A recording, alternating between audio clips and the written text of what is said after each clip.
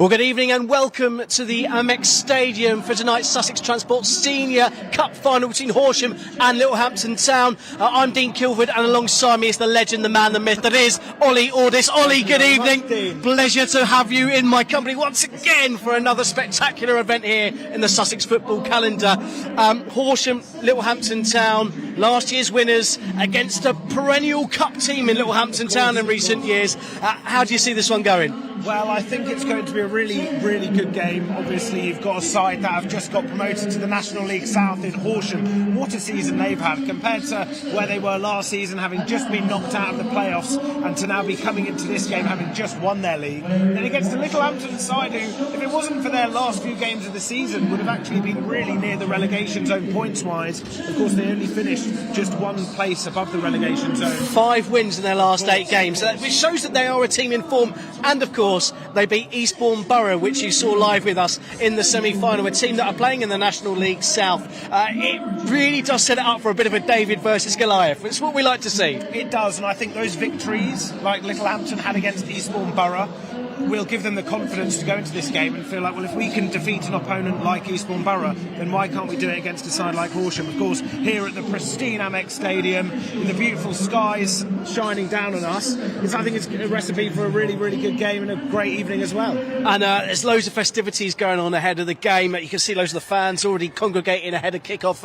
Plenty of supporters from both sets of clubs. We know Littlehampton travelling numbers. I was at Brighton Station earlier, and there was a whole host of them. One of them in a big banana costume, and they were chanting, singing away. So we know they're going to bring the noise. Yeah. We know Horsham, the Lardy Army, are going to bring the atmosphere. And that's kind of what makes these games, isn't it? Being at a stadium like this with their fans, just bringing the feel-good factor. Of course, they may just have one stand designated for them, but like we saw last year with Hastings and Horsham, all you need is a couple of thousand fans to be properly singing, to be properly up for it, and it really feels like a bit of a cauldron. So I'm looking forward to that as well. Absolutely. Well, it's time to now check out how these two teams got to the final. We're going to start with Littlehampton Town and that epic semi-final victory in the game against Eastbourne Borough. Here are the highlights of that one. And now is the time, led out by our referee, the experienced Will Byers. Players of Littlehampton Town and Eastbourne Borough make their way out. The spots against the gold. Borough against the yellows.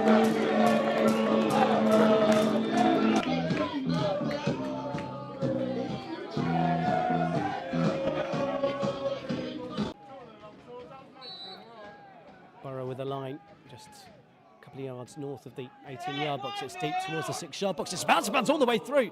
Just needed a touch from that front four of Littlehampton Town, and O'Brien nearly nips in. It's good from Borough as they look to work it forward. Shamalo gets a touch through. Here goes Anifawosi. Plays it through, and that's an early shot, and the keeper spills it the first attempt, but grabs it at the second. Lots of business happening right in front of him. Pushing and shoving. It's flicked on at the near post and headed off the line by O'Brien. Danger not over yet, though.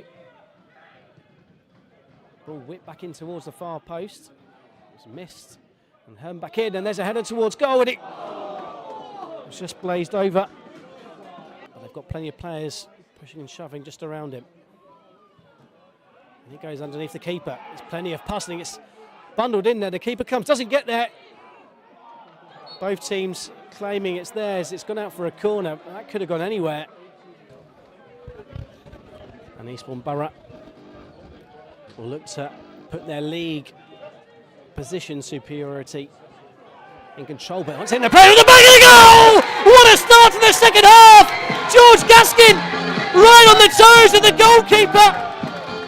It's how Littlehampton play. They push and they press and they look for the mistake and they found the mistake. Holter took too long with the ball at his feet, and George Gaskin slid in to give Littlehampton the lead inside a minute of the second half. I promised you the second half would be bigger and brighter than the first, and boy, have we delivered inside a minute. They've taken the lead, long ball over the top. Once again, Gaskin trying to make a nuisance of himself. That's a nice drop and toll from the substitute Adigan, who gets his first involvement. Here goes Adigan on his right foot, gets a shot away, and it's high and wide, but it's a shot. Third for Eastbourne Borough, who's pulling all over the shirt and then left the foot in as well. That has to be a free kick, and I tell you what, there could be more to that. It appeared first glance that he's left a foot in there. I don't know if the assistant had a clear view. It's what it looked like from our vantage point. If it's a red card, it's a straight red. He's got absolutely no complaints. Trying to encourage his side from the near side. Borough look to play their way out, and they've made a play themselves. And trouble, it's Leighton. Is he brought down? The referee is given a free kick, or is he given a penalty?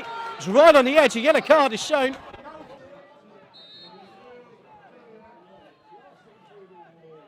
It will be Pament. Strikes it, deflected into the keeper's hands. Started the second half strongly. Pament. Lovely awareness from him. That's a loose first touch, and Gaskin hits it on the half volley. Once again, Thomas Butler's there, and better than that, he's managed to find Pament. Pament coming inside on his right foot, protects the ball well. It's Haughty. You're Thomas on the outside of him. It's just a pass him that did him no favours, but the ball's not gone out of play, and You're Haughty has managed to find it through. And here is Haughty! Oh, just over the top! Against either Horsham or Brighton Hove Albion. Gaskin, as he stayed inside, he has done. Pament running into the box. Gaskin getting fired in. Pament, oh, it's just behind him.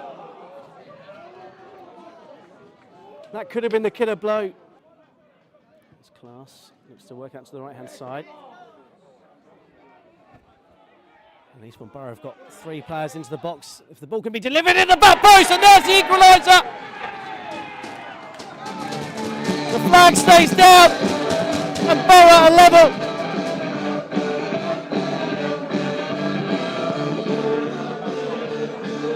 Cleared away. Sparks missed the ball and fell to the floor.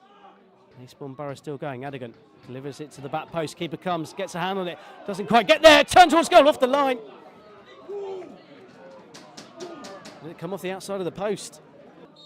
Littlehampton Town find a late winner. Deep delivery towards the back post. Headed in! And they have found potentially the winning goal! Brilliant delivery from Pament. And the bullet header. You can see what it means to those players. Bounces off O'Brien. O'Brien not once but twice, and there's 2 over here on this near side, and one of those is Gaskin, and Gaskin could seal it here. He's got Haughty in the middle. Gaskin instead cuts it back. It's Pament with a heavy touch. He goes down. The referee just waves it away into the sky. The awkward bounce, and Littlehampton Town have got men over it. If the ball is right and the ball is perfect, could this be 3 to seal it? Across the face of goal, it's a heavy touch. And it could have been 3. And then the shot eventually comes over the top from Kirkwood. The second half that gifted Littlehampton Town the first goal. Davis, Adigan. It's now or never. There's the dummy. There's a chance. Keeper comes, doesn't get there. Past the post. Littlehampton Town defended like stalwarts for 90 plus minutes. It's headed away at the back post. And it's Holter that's going to keep it alive. He crosses it in, it's turned away. He blows the whistle, and it's Littlehampton Town who are going to the final. They've beaten Eastbourne Borough by 2 goals to 1.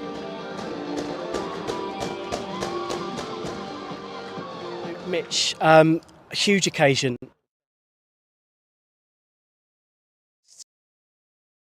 To finish the season in style with a bit of silverware. You had the big sort of celebrity staying up, 5 wins in the last 8. How big an occasion is it today for your boys to finish this season on a high? Yeah, massive. It's an opportunity that not many players at our level get. So to have the opportunity to end the season, which in the end has actually been quite a successful and progressive season, mainly because of this cup run.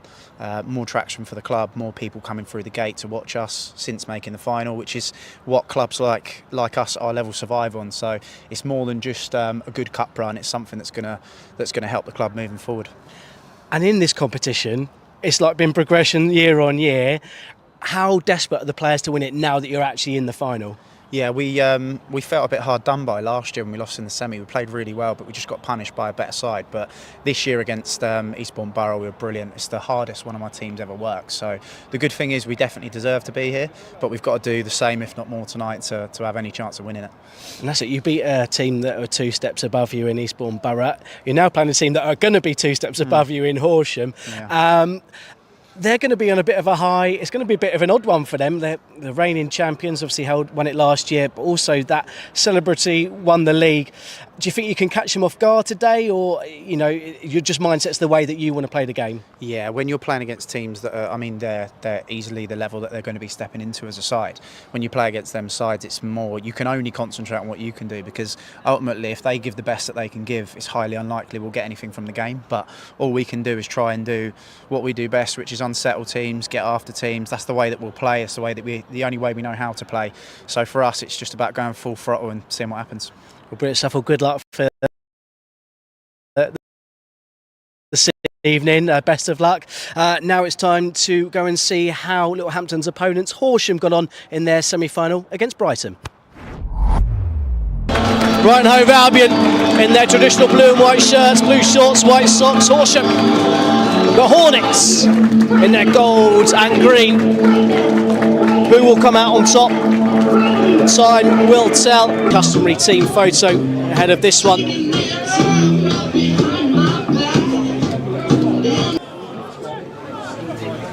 Knight with a loose pass. Horsham look to work it. Ajakai. Chance maybe for Rodriguez, off the post.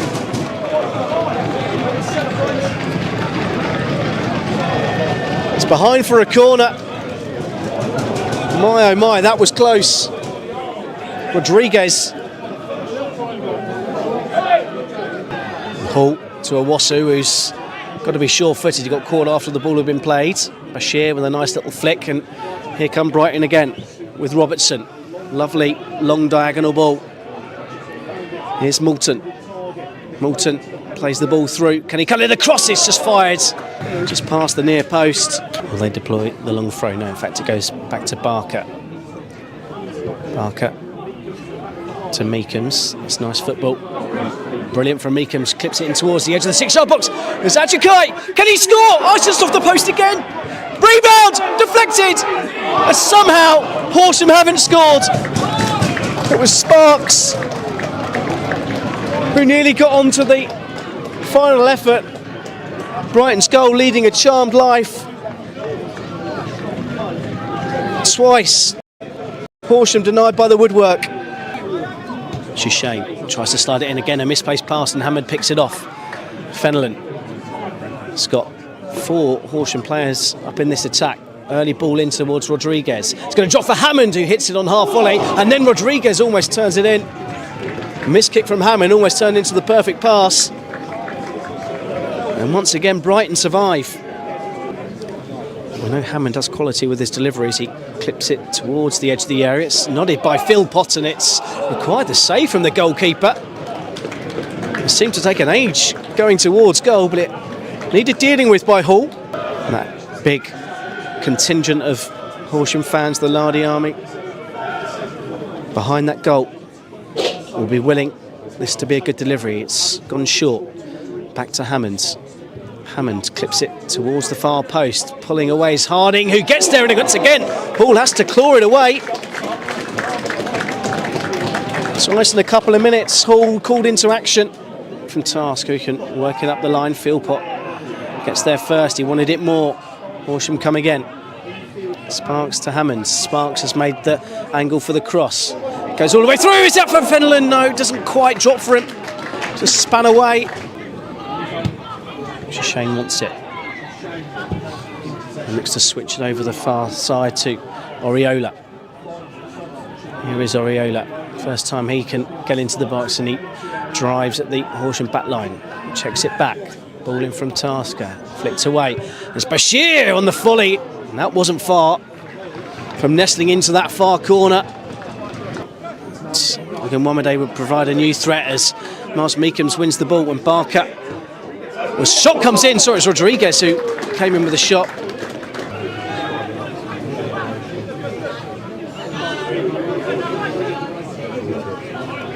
Penman allowed to pick his pass, and there is a first touch for West. Infield it goes for Knight. Knight opens up, strikes it, and it's high and wide. Owusu and Penman just getting each other's way. West under pressure from Harding, who's stuck out a little leg and flicks it through, and here goes Rodriguez. Chance to run at the Brighton back line. Ogwumade takes over. Ogwumade into the area, across, and there it is! Horsham lead, Rodriguez!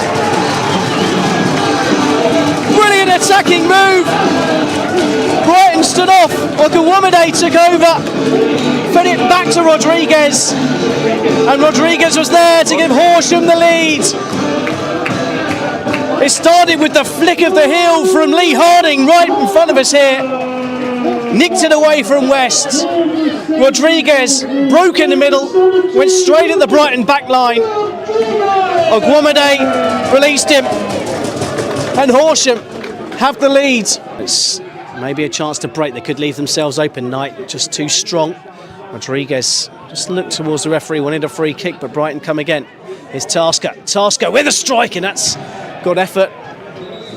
Had power. Clip ball up the line. Here's Shishane. Nice ball in field. Knight tries to drive in the air. There's 3 Horsham players around him, but gets the shot away. It's deflected just past the post. That was close. Heart in the mouth moment for those Horsham fans. And T to West. Loose from him. Foot in from Barker. And here goes Miles Meekums again. Dixon alongside him. Miles Meekums into the area. Miles Meekums into the near post, and it flashes past. That would have clinched it. Oriola's still going. Looks to go on the outside of Ogwumade, and there's the final whistle. And Horsham are going to the final again. They've beaten Brighton Hove Albion by a goal to nil.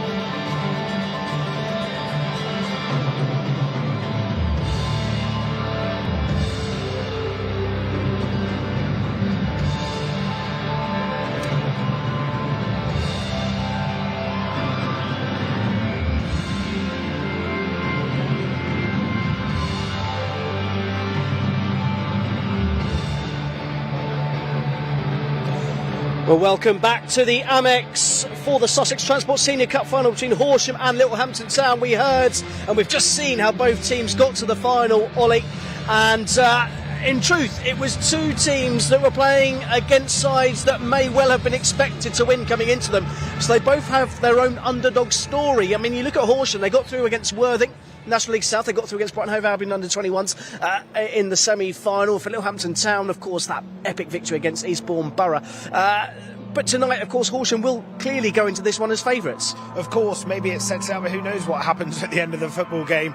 But this will give Littlehampton hope that they can rewrite the script, that they feel Horsham may be going into this game as favourites. But even Horsham was saying coming into this, Rhys Miles Meekums and the manager Dom De Paula, they were both saying about how even though everyone else will think that they should win, it's not going to be like that at all, and they've got to prepare for this game like they do with every other game. Dom, the manager for Horsham, was even saying that he doesn't want their players to change any of their routines, keep it the same, because more could go wrong if they were to change more of their preparation. Indeed, and we can see some of the players. We'll see Dom there coming out onto the pitch ahead of kick-off. And that brings us nicely to the two teams. We'll start with Horsham. And goal for them is Lewis Kerry. Number 2, Jake Elliott. Number 3, Harvey Sparks. Number 4, Danny Barker. Number 6, Jack Strange. Number 7, Captain James Hammond. Number 8, Charlie Hestercook. Number 11, Ola Ogunwamide. Number 17, Lucas Rodriguez. Number 18, Reece Miles Meekums. And number 20, Lee Harding. For Littlehampton Town, in goal, James Binfield. Number 2, Tijan Sparks. Number 3, Ryan Euro Thomas. Number 4, Marshall Ball. Number 5, Thomas Butler. Number 6, Nick Lorenzo. Number 7, Jordan Layton. Number 8, Scott Faber. Number 9, George Gaskin. Number 10, Josh Short. And number 11, Kieran Pamment. So they're the two lineups. They're pretty strong from both sides. It's just when you look at that Horsham bench and you look at that bench to go, Fenlon, Ajakai, both scored in the final last year. Brivio, who has been with the club for years and years. Adjuman and Dixon are no strangers to find in the back of the net. There is a lot of strength and depth on that Horsham bench.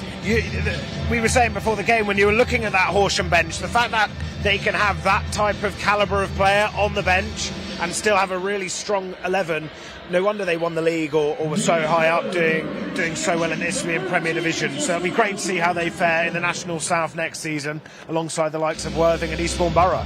And as Mitchell Hand said, the Littlehampton Town manager, they are a team that deserve to be at that level. They've been so close, knocking at the door over the last few seasons. They're now at the level that they deserve to be. They play some scintillating football.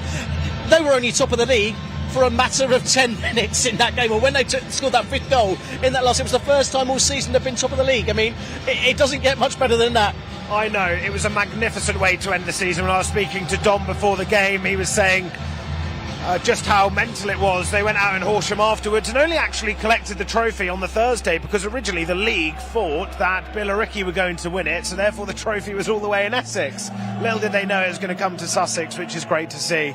Are you saying the Isthmian Premier Division didn't have a helicopter on standby? I was very surprised. Where's the helicopter? Where's the duplicating of all the stands for the celebrating? But that's what you've got to love about non-league football. All of the divisions, the National League South, the Isthmian Premier Division, they all went down to the final day of the season. It's just got drama and it's just got that excitement, and that's why more and more fans, and I say it whenever I come on commentary, more and more fans are switching to non-league football, more and more fans are caring about their hometown clubs, and more fans are getting into real football, being able to enjoy it again.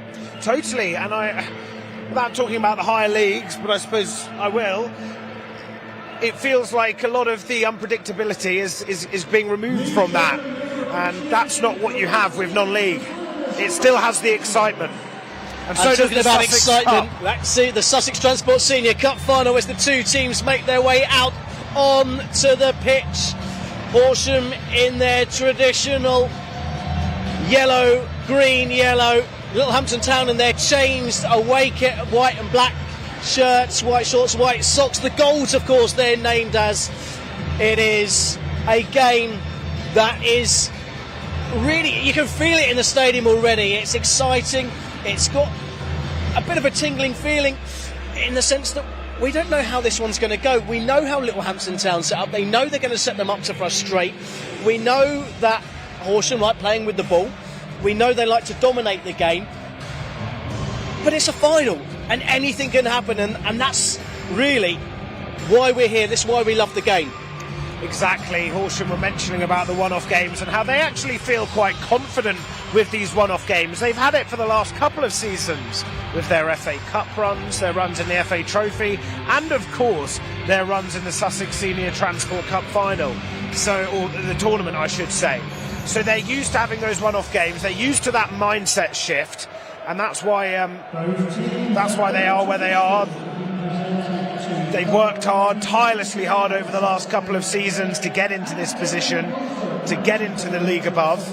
And it's incredibly exciting knowing that we're going to be watching them in front of us today against a Littlehampton side that haven't had the best of seasons. They haven't enjoyed it. They've been saying going into this game, Mitchell Haynes, the manager, and their players were mentioning how it's been tough at times, but after January, when they got in a handful of new signings, the mood just changed, and then results started to come. Confidence started to grow, and that's what then saw them win 5 out of their last 8 games, steering them away from the drop zone and finishing 7 points above the relegation zone. And it was that thrilling end to the season. It's that form that they said that this competition, Mitch Ryan said that this competition kind of kept them going. You know, when it was doom and gloom, at one stage they looked dead certs of relegation, and they found a bit of momentum because of this competition, and they find themselves in the final and the chance to win silverware. They've been so close before. They got to semi-final last year when they were cruelly knocked out at the final hurdle, and today they get to compete in the final, and it's just the occasion, it's just the feeling for both managers that have had a season that you can deem successful, that they can top it off with a cherry on top of the cake. Absolutely. Of course, either way, whoever wins, there's going to be a really good story behind this. You can have Littlehampton getting this trophy after a disappointing season. That'll just boost them going into the summer and next season. Or and on top of Littlehampton winning, it's going to be a major underdog upset.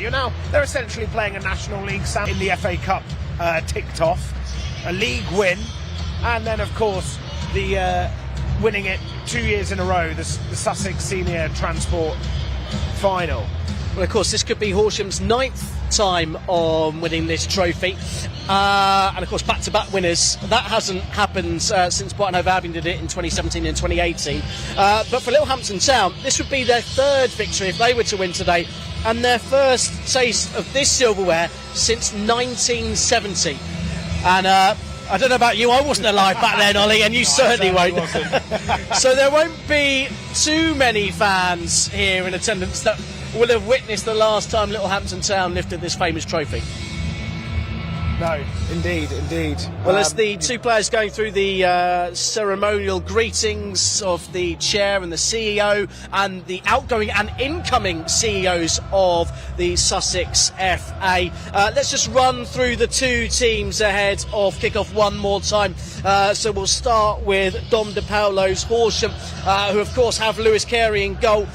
Jake Elliott swears number 2. Number 3 is Harvey Sparks. We've then got Danny Barker, Jack Strange, James Hammond, Charlie Hester-Cook, Ola Ogunwamide, Lucas Rodriguez, Reece Miles-Meekums and Lee Harding, the ever-present Lee Harding, who seems to have been around non-league football for as long as I can remember. For Littlehampton Town, it's James Binfield in goal for them. Lewis Tijan Sparks wears number 2 alongside Euro Thomas, Marshall Ball, Thomas Butler, Nick D'Arienzo, Jordan Layton, the captain, the hero, the top goal scorer Scott Faber, George Gaskin, and there's a story or two to tell about him later on during this commentary, Josh Short and Kieran Pamment. I mentioned about George Gaskin, is a player that I believe has the world record that is purely his alone. He scored 2 hat-tricks in one day, with a caveat being they came from 2 different teams.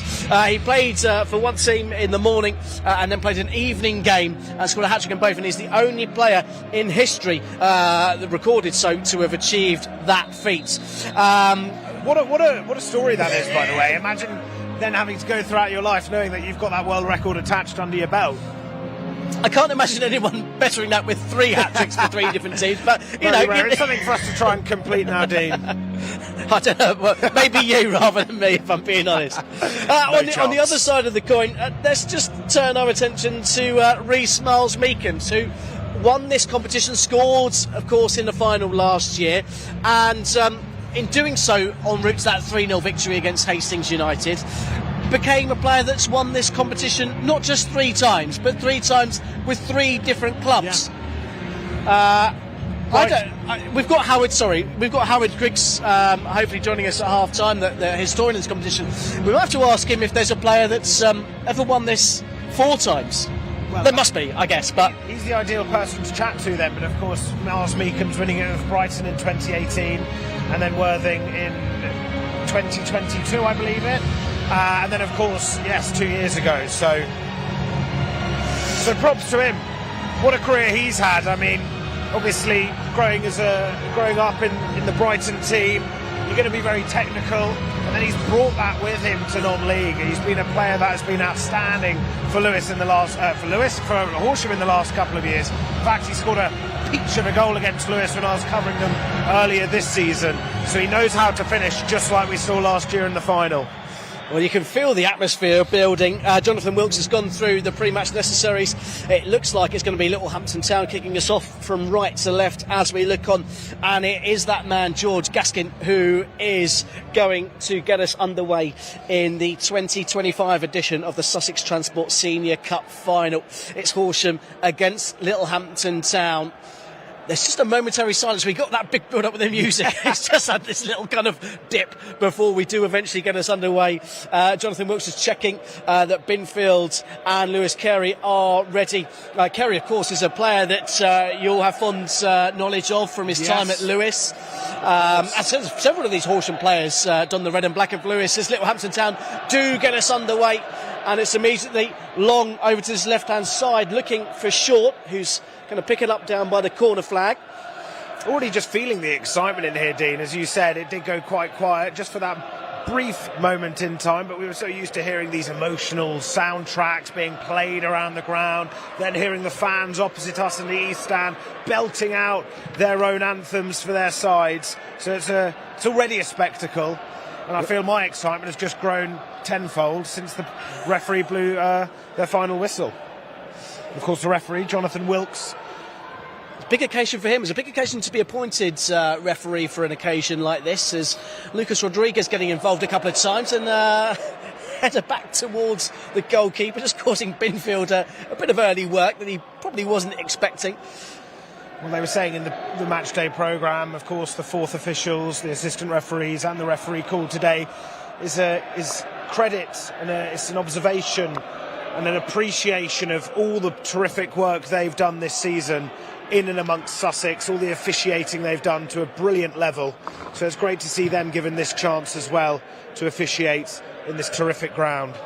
Rodriguez once again battling away there. It's going to be a handful for Butler at the back there, but so far, a couple of early tests, and Rodriguez is a hustler and bustler in and around the box. He scored the winner against Brighton in the semi-final against Brighton, as Horsham look to go on the outside here, and that's a strong challenge. There's two Littlehampton Town players throwing their bodies on the line, and that's what you're going to expect. Di Orienzo is going through, and there's a player just down there. I think it's Euro Thomas, who's just hunched over. Stating their intentions early there. It's the classic phrase, they're wanting to get into them. And it's going to be Harvey Sparks to deliver the game's first corner. And Dom DePaolo likes his set pieces, and he looks like he's got something special planned here with a group of 5 yellow and green shirts all grouped and bunched up at the back post. Sparks in towards the near post. Headed, defended away from Harding, and it's in, but the offside flag is up. It's not going to count. So the initial effort was blocked on the line. And then the rebounds turned in, but the offside flag was up, and Horsham denied an opener inside the opening 3 minutes. But we said they're going to cook something up from this set piece, and they almost got the perfect start. Albeit it ended up being an offside. The corner still worked, it still threatened Littlehampton to the extent that they're quite lucky to not be a goal down. If it wasn't for the Horsham player being there, blocking his own colleague's shot or header, it could easily be 1-0. But they're keeping in it. Slide tackle out towards this near side, and that's a push in the back of Euro Thomas, and a free kick for Littlehampton Town, and this is where they can be dangerous. Gaskin's always a threat in the box, but they've got Faber as well, who is certainly no stranger to goal. Scott Faber's been a terrific player for Littlehampton, and he's had a really, really good career. He's just a very sound at attacking, but also just occupying that midfield role. So he's a player that I'm looking forward to seeing in the flesh today, after hearing a lot about him and it's from Littlehampton fans. Kieran Pummant, the set-piece specialist, former Worthing player, former Burgess Hill player, former Lewis player. In fact, it's not many clubs in Sussex I don't think he has played for. He's done the tour of Sussex. He has. He's going to whip this one in with his right foot, and it's a Slice delivery towards the back post, headed away. Good block from Ogunwamade. And now it's Littlehampton Town will get their first corner of the evening. Only 4 minutes gone, of course, but looking fairly equal so far. Littlehampton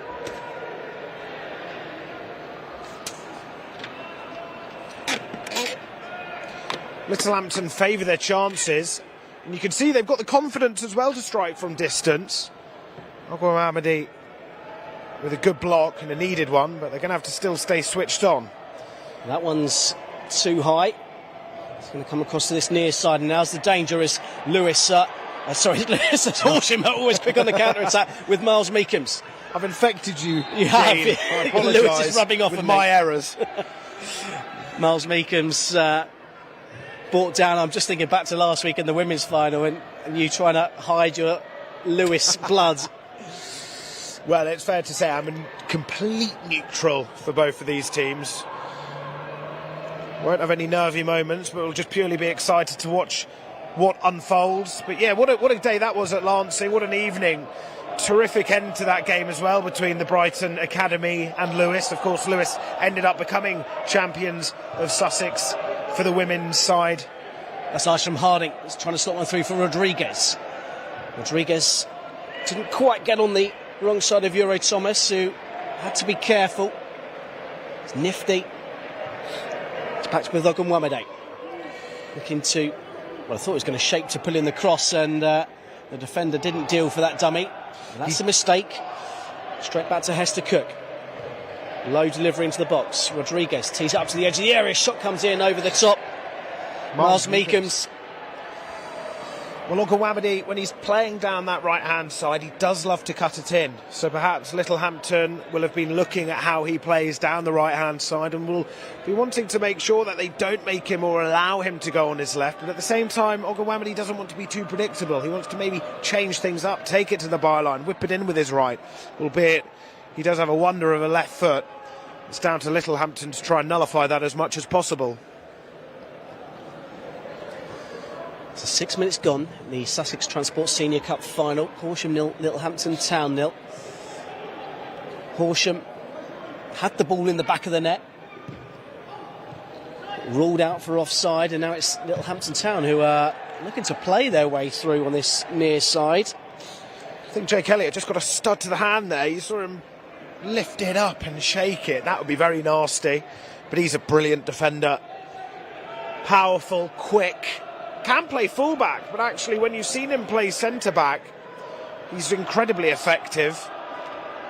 It's going to be a long throw from the captain Leighton, and we've seen this season how effective these can be, as it's towards the corner of the 6-yard box, flicked into the area, headed away, and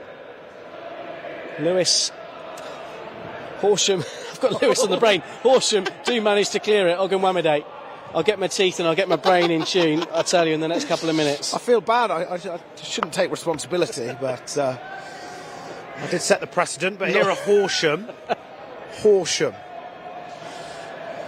Packed out stand in Horsham terms. Of course, Littlehampton just a little less than what Horsham have brought, but I'm sure you'll still be able to hear the Littlehampton fans. It's funny, it looks like a stand of the whole same team due to the colours of both sides being yellow.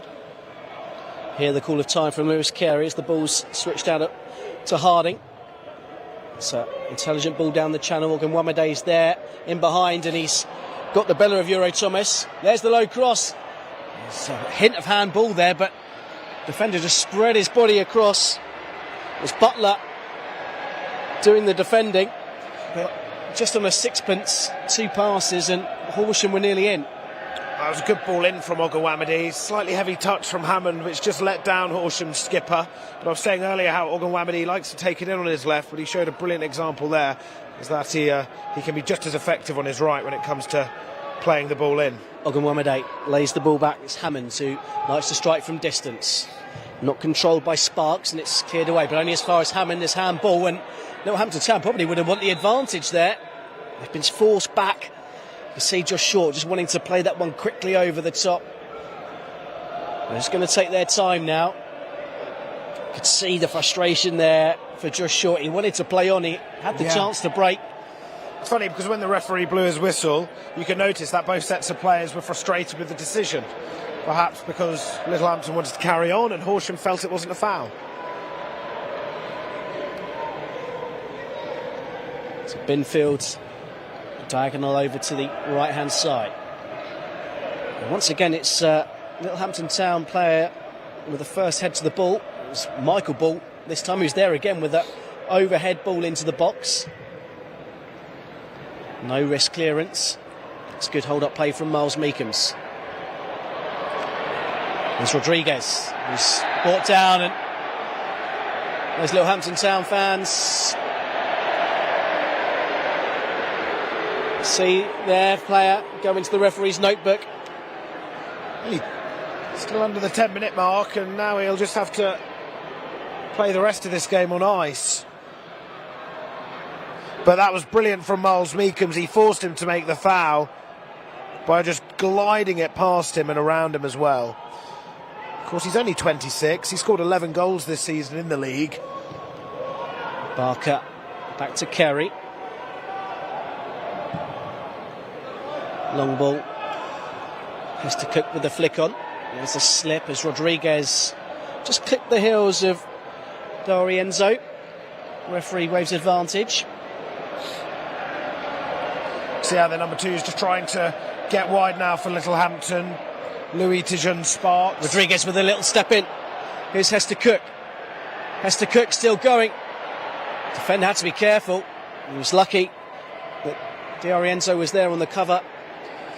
Of course, Sparks was getting up there, the number 2 for Littlehampton, which just left a lot of room behind him. See the other right midfielder just drifting infield in a central position, which then meant if Littlehampton want to exploit that right-hand side, it was Sparks who was going to have to do the running. But they've got to be careful to not get caught out when Horsham tried to attack. Strange back to Kerry. Barker wants it in the middle. Instead it's back with Carey.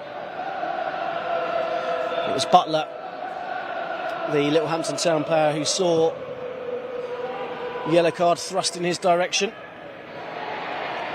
Picked up by Hammonds. Barker out to Agunwamede. Agunwamede with a little nudge in the back, and the assistant right there on the spot was always going to give that one. The game's kind of settled into the pattern we expected ahead of the game. Horsham dominating the ball. Maybe not, they're going for it forward a little quicker than maybe I thought they might do ahead of it, but with they have, and when they're winning little fouls like that deep into their own half, they'll welcome that all day long. Perhaps that's what they're also playing for. Players that know how to use their bodies and know how to win the foul. Of course, Scott Faber there frustrated that he didn't get the foul. Straight. That's not to belittle the way Littlehampton have set up in this game. They've been robust at the moment in how they've managed to keep it settled. It's not like one team's clearly dominating the other. You feel as the game goes on, you'll start to see potential cracks appear on either side. There's plenty of time for Lewis Carey. Harding calling for it out on this near side, and he eventually comes that way. Agunwamede's already on his toes, and the ball was just swung away from him. It needed to be played right down the line. And once again he'd made the run and made the decision to get in behind Euro Thomas. And he's pushed in the back there. Free kick not given as Rodriguez flicks it into the path of James Hammonds. Now Miles Meekums on his right foot. Miles Meekums! And that requires a save from James Binfield. We saw the magic around this stage in the final last year from Miles Meekums, and he almost repeated the magic. Well, you could see how he fancies his right foot. It was a nice layoff from Hammond. They were quite isolated over there. Sparks, that is, for Littlehampton Town. Just one-on-one against Miles Meekums, as Horsham had obviously had it down on this near side, so a lot of the Littlehampton defenders came over to this near side, which opened up room for Hammond and Miles Meekums. If it wasn't for Binfield, it'd be 1-0. And here's Sparks with Horsham's second corner of the evening. 40 minutes gone. Horsham 0, Littlehampton Town 0. This time it's Towards the back post, keeper gets a strong hand on it, and Gaskin will look to clear it, but it's going to come straight back.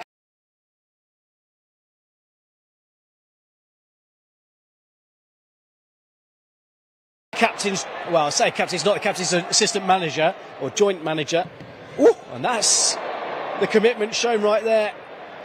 See as well the intensity shown from Scott Faber. Here he is on the ball now, looking to just pluck the strings. And that's a beautiful pass outside. There's 4 up here for Littlehampton Town. A whip ball in towards the box, and it was so close for Josh Short coming in.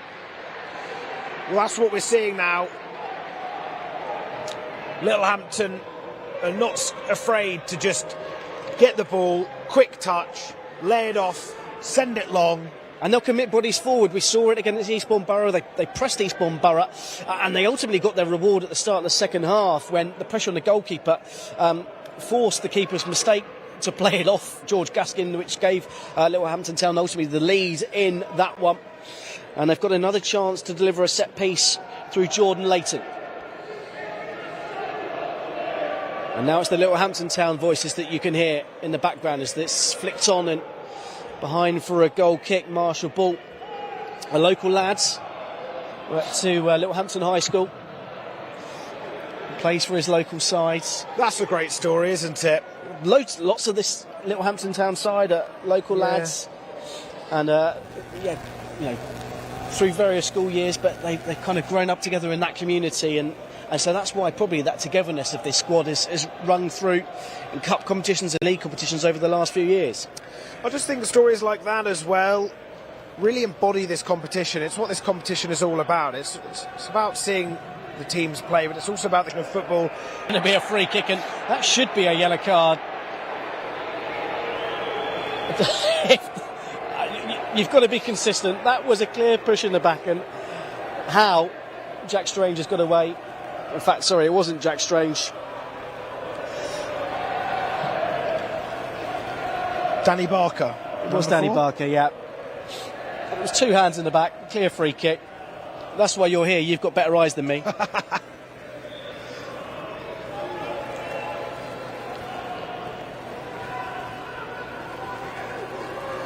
Free kick in a promising position for Littlehampton Town.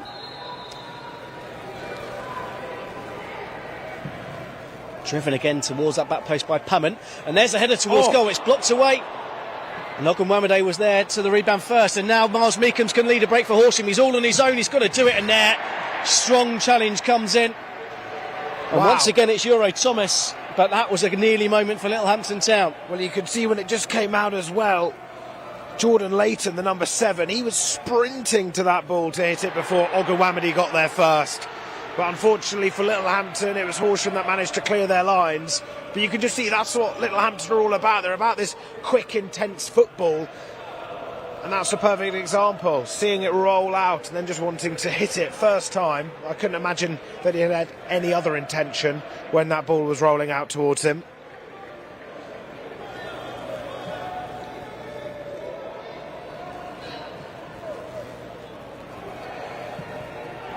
They're set up in a 4-4-2, which when it turns into attack sort of becomes a 4-3-2-1. So with those long balls played from Horsham, it's Barker that time looking to get it beyond the fullback, and that was the first time that Horsham kind of tried to lull Littlehampton Town out, and you can see immediately, like you said, they don't fall for it. They just get the players back into position, and they're not going to be kidded into being dragged out of position. So they're highly organised. Yes. We know that about them. And so far, so good. They might have some defending to do here. As Hester Cook gets tackled from behind by Gaskin, but Gaskin got the ball. It was a brilliant challenge. But then he gives it away to Barker. Round the corner from Hammond, and that's a strong one on Rodriguez again. No free kick given, and Binfield is down. Also, the Littlehampton Town goalkeeper, and that's completely off the ball. I just happened to see that. Oh no. And he is in some discomfort. Now, they do have a replacement goalkeeper on the bench, but it does look like that could be the end of the evening for James Binfield of Littlehampton Town. Lucas Rodriguez back up on his feet as the two managers will have an impromptu team talk as we're approaching the 20-minute mark here at the Amex. Well, that is worrying. Brought to you by Your Instant Replay, the Sussex Transport Senior Cup final between Horsham and Littlehampton Town. And yeah, it's good that they've got another, because if that happened for Horsham, who don't actually have a goalkeeper on the bench, that would be a disaster. Well, Chisholm, who has played with Fulham under-18s, has also played for Watford and West Bromwich Albion. And then since then he's had a quite storied non-league career: Kingstonian, Badshot League, Guildford City and Sutton Common Rovers. So he's a player that has experience, but James Binfield, a man who was such a stalwart for Packham. He's up on his feet, which is a good sign, but the way he went down is the thing that would probably be worrying me. And I don't know if, as a manager, do you take a risk if your goalkeeper's carrying a slight knock? I don't know if you take that risk. Well, all eyes will be on him from the Littlehampton bench. Well, Chisholm's stripped off and ready to come on should he be called upon, but as it stands right now, I think Binfield's going to try and play through this limping. injury. You can see him limping. Yes, I'll be very surprised if he stays on. Well, Chisholm's stripped off and he's still standing up, and he's just going to get taped up, ready to come. So maybe they're just going to see if they can play through the next couple of minutes, but for all intents and purposes, Chisholm is readied and primed to come on, which is a real unfortunate moment, not just for James Binfield, but also for Littlehampton Town. Of course. And they're immediately, of course, going to try and test him as Rodriguez is. Well, I think he was going to try good, and. Does he? Must have been Hamstring pulled thigh. there. Yeah. Yeah, on his right side. Which is such a shame. Think of all the preparation you do going into this game. Now he's down. As soon as he kicked that, and the referee had to stop it. Frustrated there for Jordan Layton. He didn't come on, so it is going to be an unfortunate end to the Sussex Transport Senior Cup final for James Binfield. Well, it's a great opportunity now for Chisholm to showcase his talent. I mean, when you come into this game, when you come into a final as a substitute goalkeeper, it just shows, it proves that one should always be ready. And if it had been the other way around, Horsham definitely don't have a substitute goalkeeper on the bench. So I mean, if you're a Littlehampton fan, you'll be hoping the same happens to Lewis Carey. No that's one will be hoping nasty that. to say. You see the appreciation and applause from both sets of fans for James Binfield as he makes his way off and he embraces his manager, Mitchell Hands, who's stalking the edge of his technical area. It won't change anything for them. He actually arrived, Mac Chisholm, from Sutton Common in September last year, so he's a fairly fresh face to Littlehampton. Of course, compared to this Horsham side, that's extremely new to this team, as you see so many players in yellow having played nice for footwork this from side for a Pammon while. in towards the box. And the shot comes in, it's blocked away on the line. Littlehampton Town pushing for an opener. Back with Euro Thomas.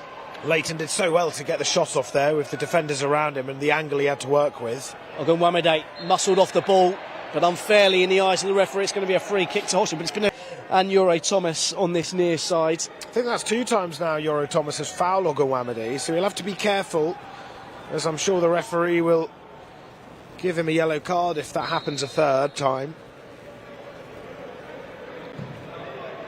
Long from Carey. No one in a Brilliant yellow chest shirt down from was Faber.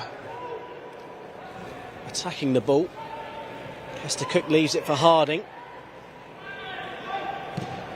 And once again, Euro Thomas with a strong foot in. Hester Cook feeling the pain of that challenge, and Horsham have a throw in. You know, in a physical battle when you're playing Littlehampton Town. Absolutely. I mean, the number 6 as well, Nick Di Lorenzo. It was just after he clattered into James Hammond, where we saw Binfield go down. So when Binfield did go down, we were more focused on the goalkeeper, make sure he's okay. But that challenge on from Di Lorenzo, he had pure intention, I think, to just clatter into James Hammond, and he was just laying on the ground like he had been. That comes off the back of Hammond's heel, and there's 3 up here as Miles Meekums will carry it forwards for Horsham. Miles Meekums looking to get into the box. That's really good defending. Under pressure there for Thomas Butler, and he wins the free kick as well, but you can't those mistakes. That one they got away with.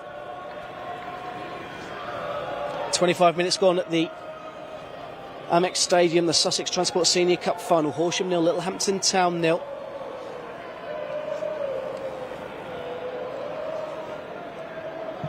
And the first touch for Chisholm, and that's put him in the press. It's over the head of Ogunwamade. Rodriguez gets a toe,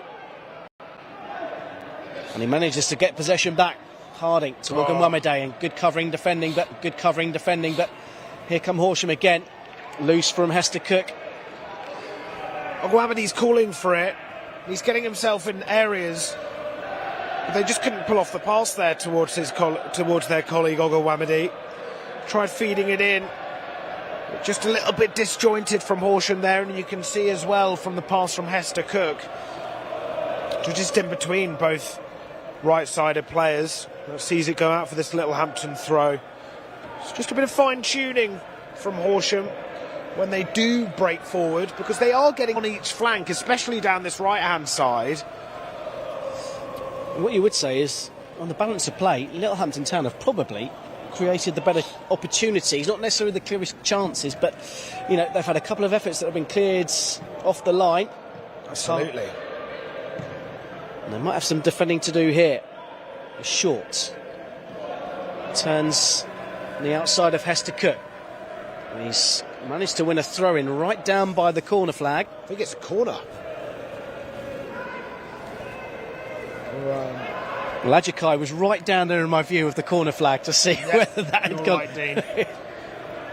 It is going to be a throw-in, and it is going to be Jordan Layton. And once again, that posse of 3 Littlehampton Town players will gather around the edge of that 6-yard box. Can they make one of these set pieces count? Header is flicked out. In first time from Layton, or switch. In fact, as soon as I said that, the assistant on that far side. The commentary is, and that's why you were saying, Dean, that Littlehampton looked to have actually had the better of the opportunities, or created the better chances, because they found themselves whipping in the ball from tight angles and actually opening and creating some really promising opportunities. Ogunwamade losing out yet again to Euro Thomas. It's Barker. Now Hammonds to Sparks. Back from Elliott. First time passes this. This is a bit better from Horsham. There's the run down the line from Sparks. Ball doesn't find him. Elliott needed to feed it down the left-hand side. He was finding it central, but his left-back was darting down the left-hand side, begging for the ball, but he just played the wrong pass. Harding coming in field. Ogunwamade was really frustrated with Barker, who just delayed the pass out here, but now here is Ogunwamade looking to take on Euro Thomas, who has been excellent at the back for Littlehampton Town. I think the only time Ogunwamade has actually got past Euro Thomas was when he took it around the outside of him and fed it into the box with his right foot. Ogunwamade looking to flick the ball through, and once again Euro Thomas knew what was happening, stepped inside, ball bounces through to Chisholm. Ogunwamade's been such a commendable player at step 7 level, or no, division 7 level, so step 3. Of course, he played for Hornchurch when they got promoted. He had a bright spell with Lewis last season, but has really hit the ground running as well with Horsham. I do sometimes find that he does love the tricks a lot of the time. He's not always able to pull them off as consistently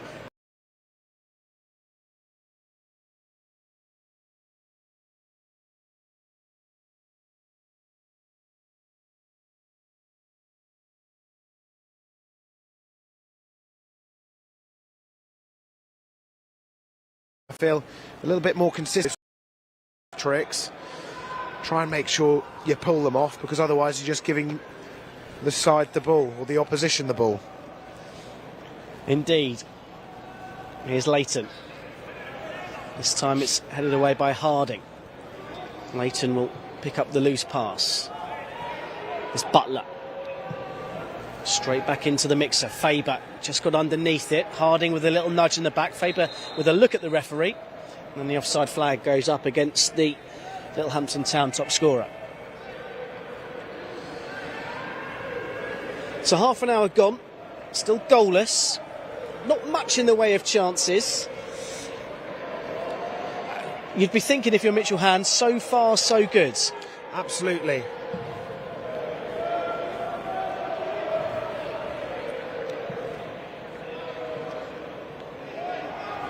And there's a coming together between one of the Horsham coaching staff and Marshall Ball, who didn't appreciate that.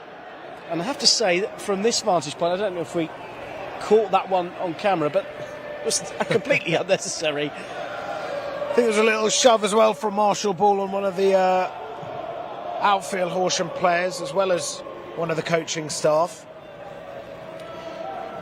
Space for Sparks. Just it first time to Pammon, who was pushed in the back. Free kick given.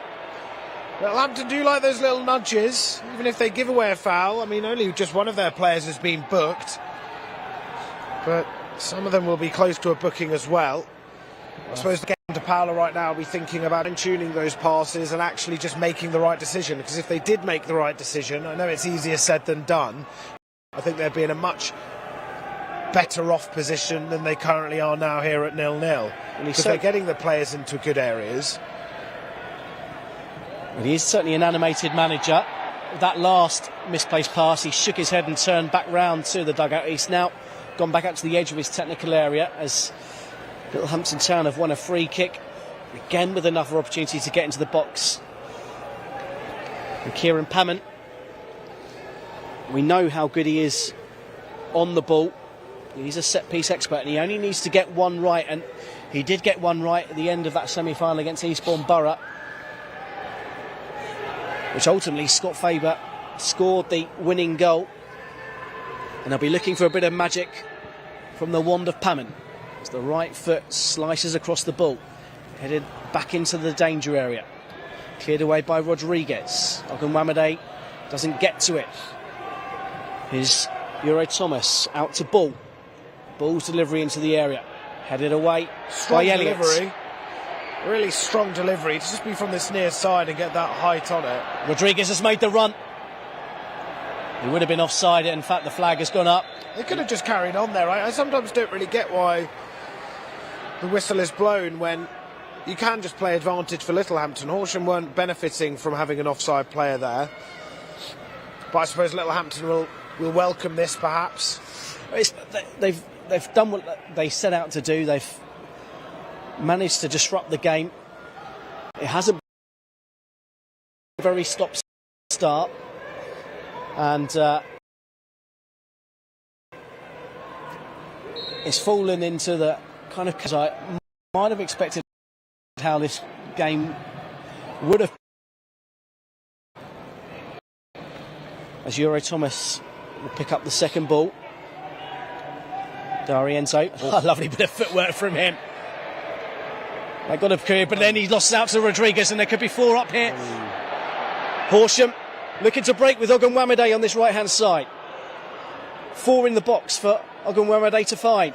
On his left foot, just delayed the cross. There's the delivery, headed away at the back post by Sparks. Picked up by Harding. Harding into the area. Ogunwamade, lovely bit of footwork from him, but then overstretches it. Cleared away from Euro Thomas, but only as far as Hester Cook on the edge of the area, but here goes. Just couldn't vote for him. They wanted a penalty. The referee immediately waved it away. He was right on the spot looking at that. I don't think he got the ball there. You were looking at the action. I was looking at the referee, who immediately went no.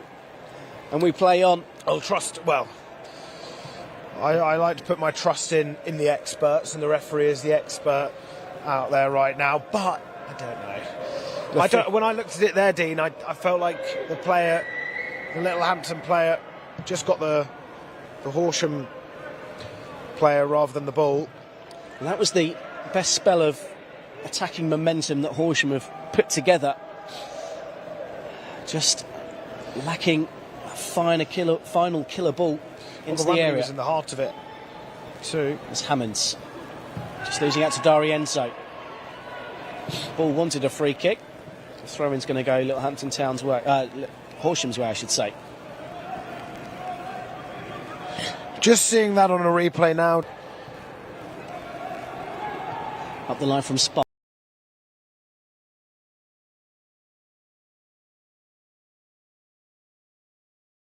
Asking the intended target for Littlehampton Town. They've got to spin this attack. Back it goes to Ball. Faber. Little flick round the corner, but that should be cleared away by Harding. Miles Meekums didn't even jump. Hammond picks it up in the middle. Miles Meekums manages to hold off the challenge into the feet of Rodriguez. Pokes the ball through. He's onside as well. Here's a chance for Harvey Sparks. Sparks into the area. Oh, what a save to deny Hester Cook. That was the moment. And there is the man who's just come off the bench in baptism to make a stunning save. The best moment of the game so far, Dean. What a moment that is for the young goalkeeper, having to come on. That's exactly what he would want. Of course, he may have wanted to make a save earlier on after he came on, just to settle those nerves, but that will be making him feel 10 times more confident than he was just moments ago. It's the first time that Littlehampton Town defence was caught out. It's a clever ball through from Miles Meekums and a clever play to cut the ball back, and everyone in the stadium expected the ball to ripple in the back of the net. Yeah, I really did. It was terrific goalkeeping, and also when Horsham broke forward they had 3-on-2 and you really fancied their chances and you thought they were going to finally put one to bed there. But Littlehampton unable to make anything of that pass out to this left-hand side. It's just a bit of a concerning moment. It's Jordan Layton who was just hobbling back. He's not moving around too freely. As Horsham have possession at the back. 7 minutes to go to half-time. There'll be a couple of minutes for stoppages. Injury to Binfield. Horsham 0, Littlehampton Town 0. Ogunwamade trying to force his way through. D'Arienzo gets it clear. Strange finds Ogunwamade. Challenge comes in yet again from Euro Thomas. It was a really good one. Equally good from Elliott. And there's Barker to Sparks. Here goes Sparks. It's got Miles Meekums in plenty of space out on the left-hand side. Miles Meekums looking to go on the outside. Can he cut it back? It's fizzed across the face and it just needed the touch at the back post from Ogunwamade. Another chance goes begging for Horsham. They're having a spell in the game now where they're going to want to put one to bed at some stage, where you're generating these types of opportunities, getting those balls played into the box, into such dangerous areas. D'Arienzo just taking his time over this frame. You don't blame him, just want to stop a bit of this Horsham momentum that they've just started to build in the last couple of minutes. I suppose with the way Littlehampton set up, you can feel like they like the idea of taking the sting out of the game, perhaps playing to their own accord rather than trying to match the intensity of Horsham or perhaps the tempo. Not to say they don't have tempo, Littlehampton. Hammond, they was clearly pulled back. Tempo. He pulled back. That's a free kick that definitely should have been given.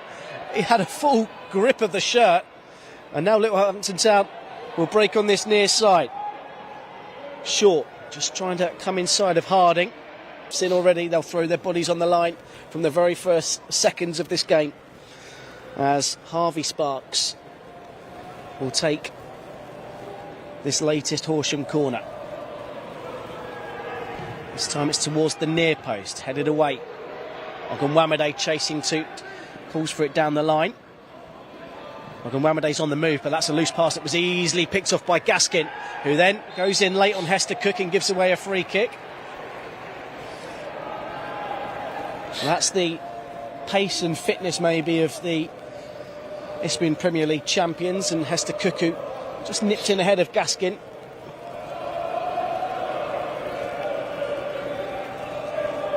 And And now it's Sparks who will have the opportunity to put the ball in from a little bit further back than it initially intended. They always like to have one up top as well with the set pieces. Kieran Pamment in the centre circle, just being kept tabs on by two of the Horsham players. Now Gaskin retreats to defend the edge of his box. Ogunwamade on the move. Sparks delivery. It's curling towards goal. It's headed away. Barker was the closest Horsham player to the second ball, and it's turned away by Faber.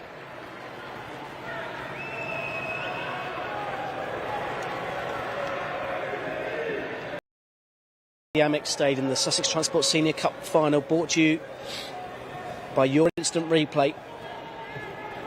Horsham 0, Littlehampton Town.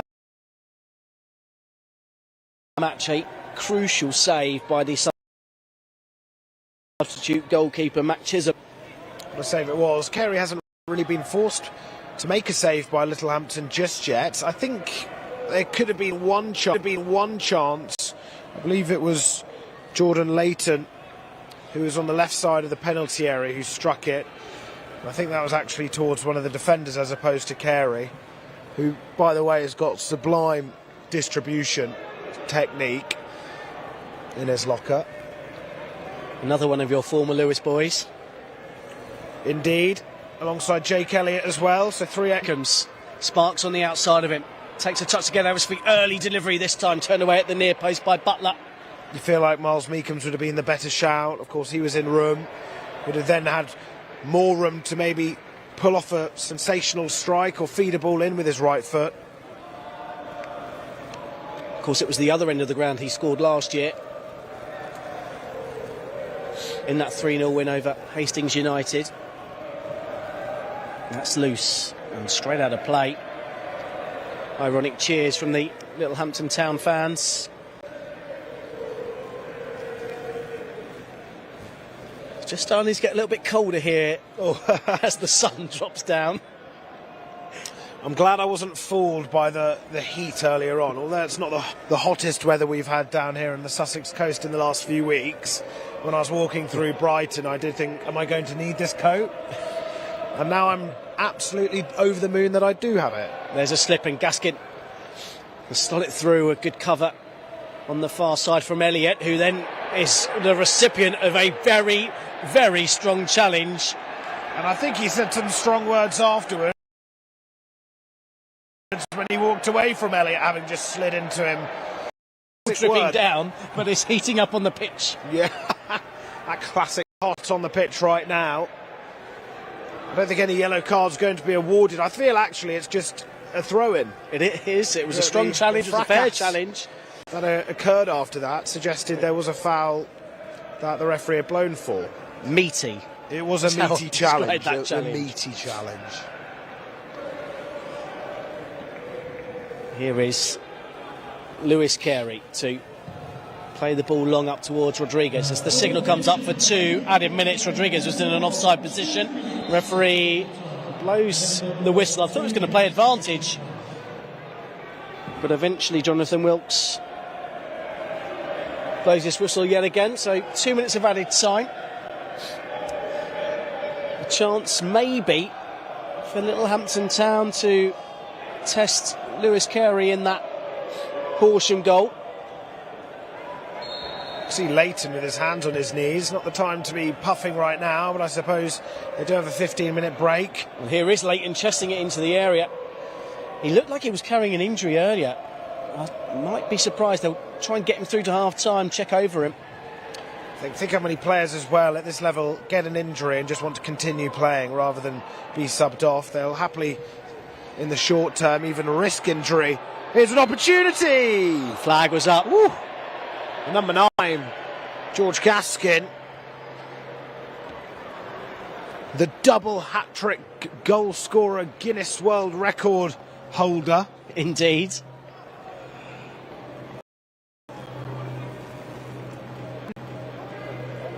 Plainly swung long. But so far it's been an entertaining half. I think Horsham have obviously looked good on the ball, but Littlehampton have certainly looked good when they've had to try and play it long. It's been obvious and clear that Littlehampton aren't shy to send in a meaty challenge here and there. Of course, the battle between Yoro Thomas and Ogawamadi has been fascinating. You feel like Yoro Thomas has just got the upper hand on him so far in the opening 45 minutes. But it's been relatively equal. I don't think anyone would be watching this thinking the other side is completely outplayed. And you can see Mitchell Haynes running down the tunnel as he anticipates giving a team talk that could see this Littlehampton side go in history. History for their indeed. club. Well, so far so good for Mitchell Haynes, so far so good for Littlehampton Town. It's goalless at the break.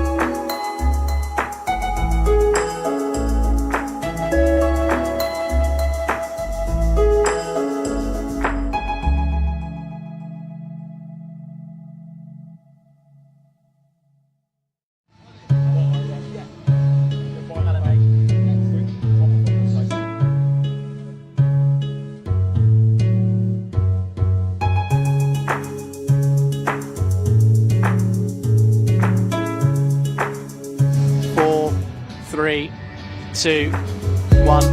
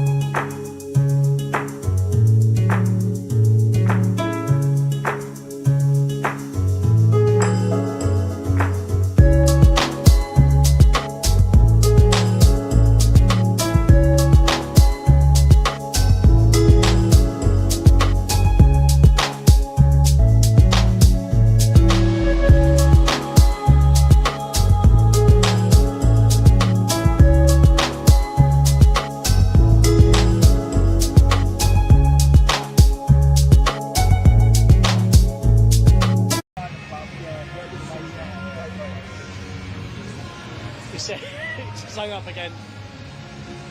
So I basically moved what I'm planning. It's the worst game to get at.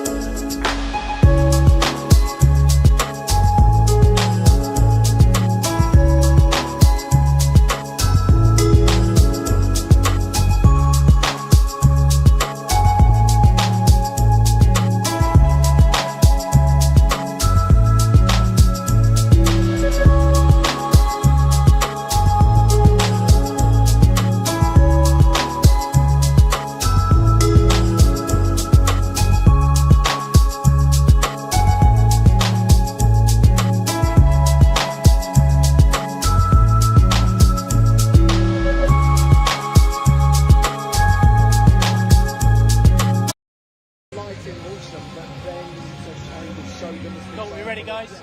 Oh, we're all good. Right, let's go, Lee. Nice one. Do you want to call it so you can, yeah, build.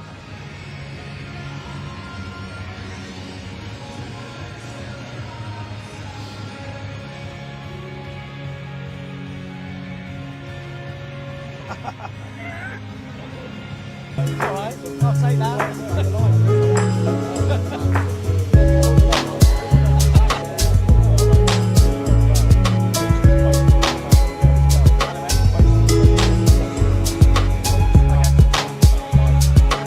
So welcome back to the Amex. We're at the half-time break, and I'm delighted to be joined by the non-league wizard, I've just been told. Trevor, I've got Howard Briggs, the Sussex historian, and I've got Lee, I don't know your surname, Lee. Lee Wellings, who is a Horsham fanatic, as you can see by the Don hat. No, we're not a boy band. We are going to talk and chat about the first half we've seen here at the Amex Stadium, the final between Horsham and Littlehampton Town. Is it been the final you've expected today, Trev? Pretty much. I would say Horsham have been really good down the flanks. I think Littlehampton inside matched up with them. And if Horsham, though, put a bit of a physical presence up front and really trouble those two centre-halves, that will give them the edge, I think. And from a Horsham perspective, you're frustrated, happy with how Here we are. This is not what we've shown for the last 2 years, where we've won the two most successful years in the 144-year history of Horsham. We're talking about going up higher in the league than ever before, into the National South. Champions here last year. We actually played, we always sing, it's just like watching Peru. It was like playing, it was like watching Brazil last season when we beat Hastings 3-0. This is not a typical Horsham performance that I've seen. I think we'll be better in the second half, but I think Littlehampton have been very physical, and they've actually kind of disturbed us a bit, and I actually think that Horsham really need to impose themselves early in the half, and I think if they do, I think Littlehampton will get more physical, and I think the wheels might come off for them. There's certainly been a physical first half. There's been some challenges going in. Yeah, I think the kind as well that Horsham are probably not quite used to at step 3, but step 4 is rough and ready. Maybe surprised we've only seen one yellow card so far, but it may calm itself down a little bit in the second half. It may go completely the opposite way. I was going to bring you in, Howard. We've been mentioned in commentary about Rhys Miles-Meekham, this is a man who's won this trophy 3 times.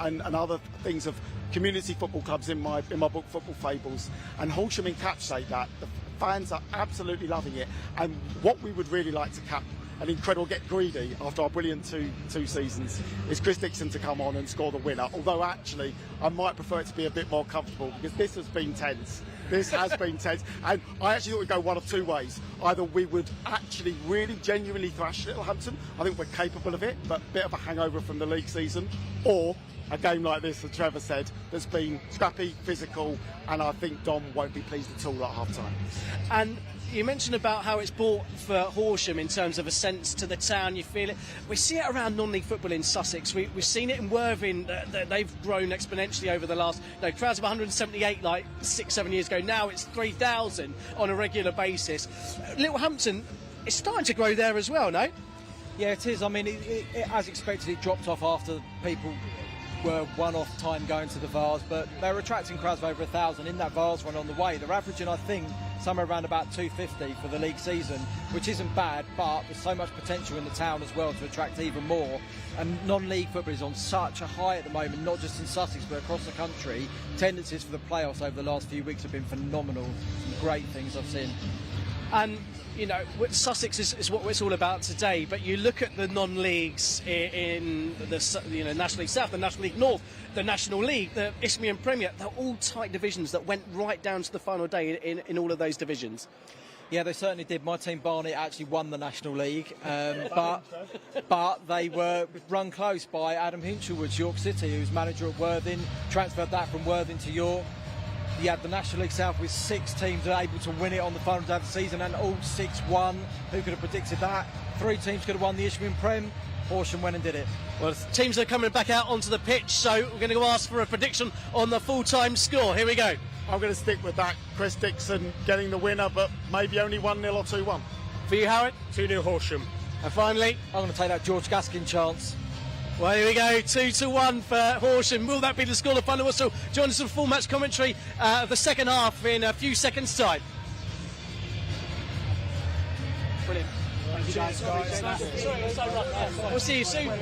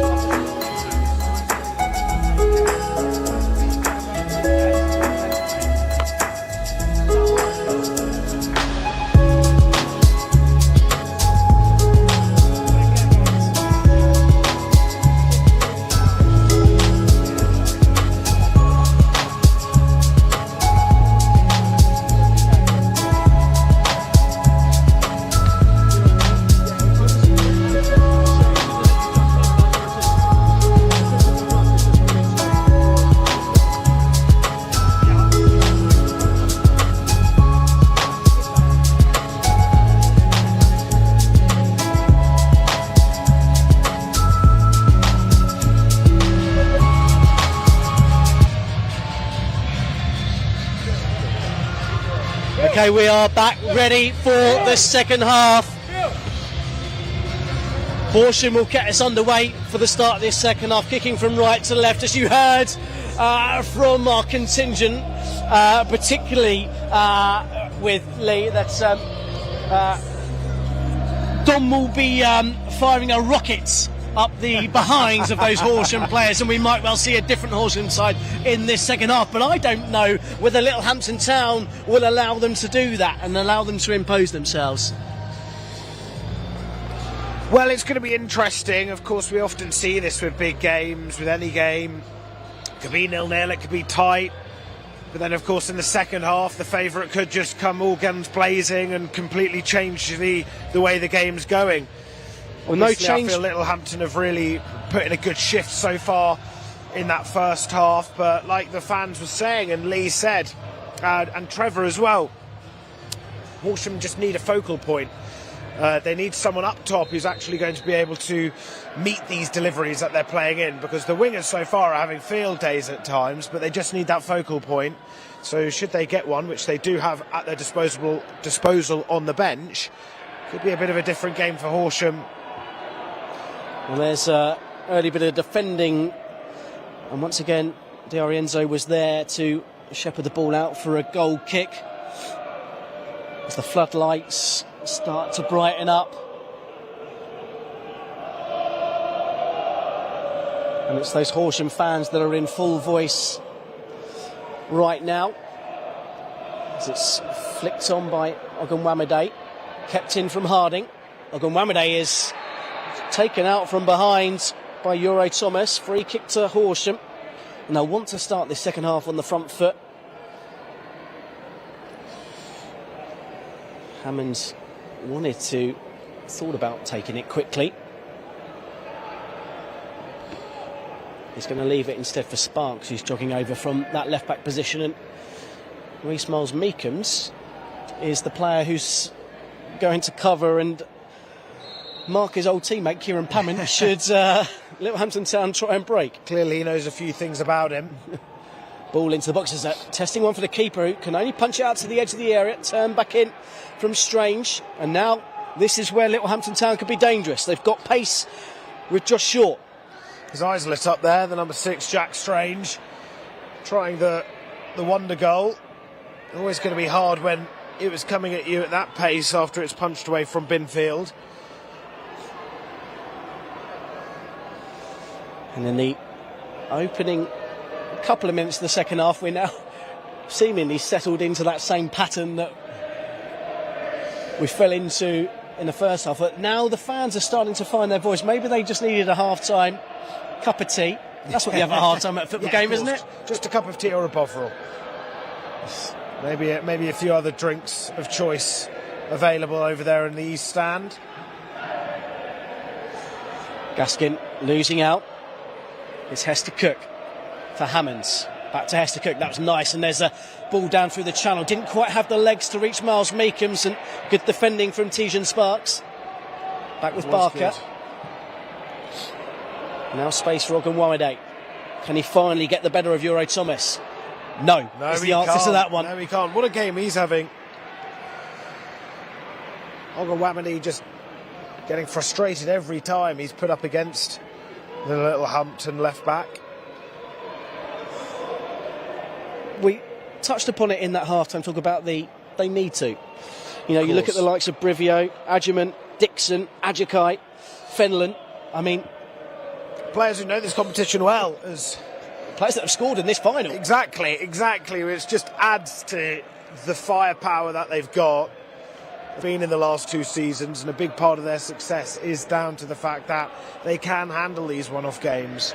So when you've got those players at your disposal, you know you can. The game's never over, and that could be the difference. Of course, right now it's a stalemate.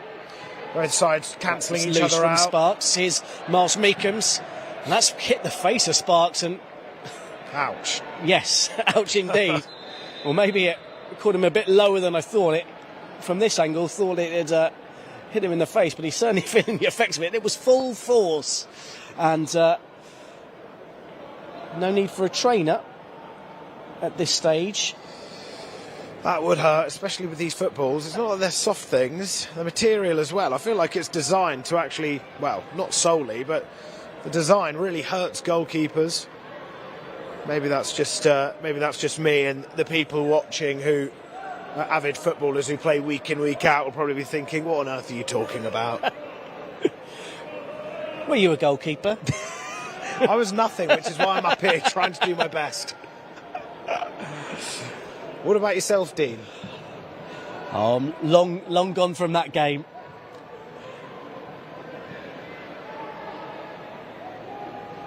As it's headed on towards Rodriguez. Once again, defended well. There's a lot of duels going on where sometimes off the ball both players just clatter into one another. You heard the ooze from the crowd as Elliott went sliding in. He didn't hold back on that challenge, and you don't blame him from the one he received at the end of the first half.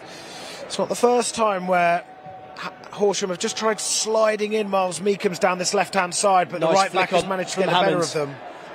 Hester Cook out to Miles Meekums. Floated ball in, easily dealt with by D'Arienzo, who seems to have switched places in this second half with Thomas Butler. Ooh. And now the break could be on for Littlehampton Town. Euro Thomas, and who's back to defend is Ogunwamide. He had a point to prove there, saying if you can defend me, I can defend you. Late. Off the ball, referee's playing advantage. Ogunwamide was completely wiped out off the ball, and those Horsham fans were letting Jonathan Wilkes know their feelings. They like to leave in a mark or two to this Littlehampton side.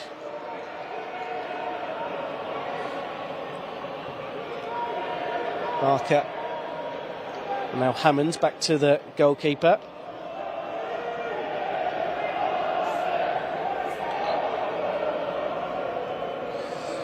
See all the Horsham players just pushing up to try and make an option. The space in the middle for Hester Cook, but Hammonds gone down the channel. And Rodriguez forces the mistake from the defender. And it's going to be a corner. Needlessly given away there. It could be this. Oh, yellow card for the no challenge. Surprise, Gaskin belatedly getting a yellow card. So he joins Thomas Butler in the referee's notebook.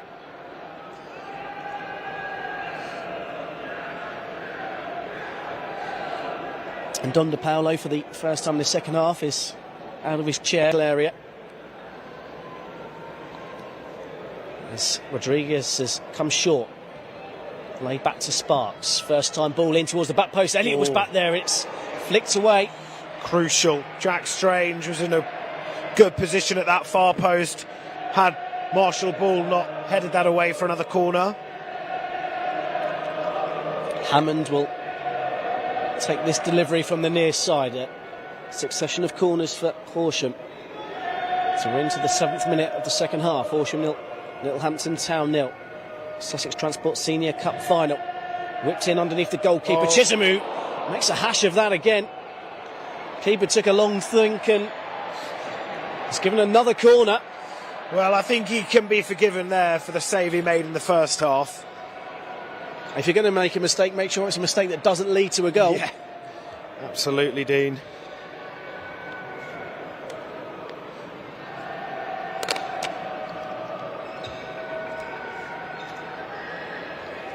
Well, it's that tactic again.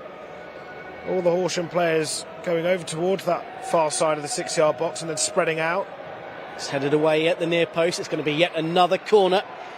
This time, Thomas Butler there for Littlehampton Town. They're defending well, they're organised.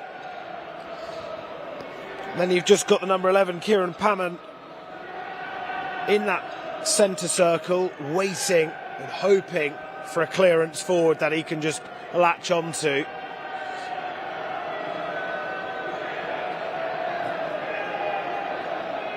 Ogunwamade just pulling Leighton out of the area. And there's a deep delivery towards the back post. It was too far beyond Elliott. The fans over on the opposite sides thought that was closer than in reality it was. How long do you think it will be till Dom DePaolo does make a change, does freshen things up? How long does he give it? Another 10 minutes or so? I reckon around the 60-minute mark.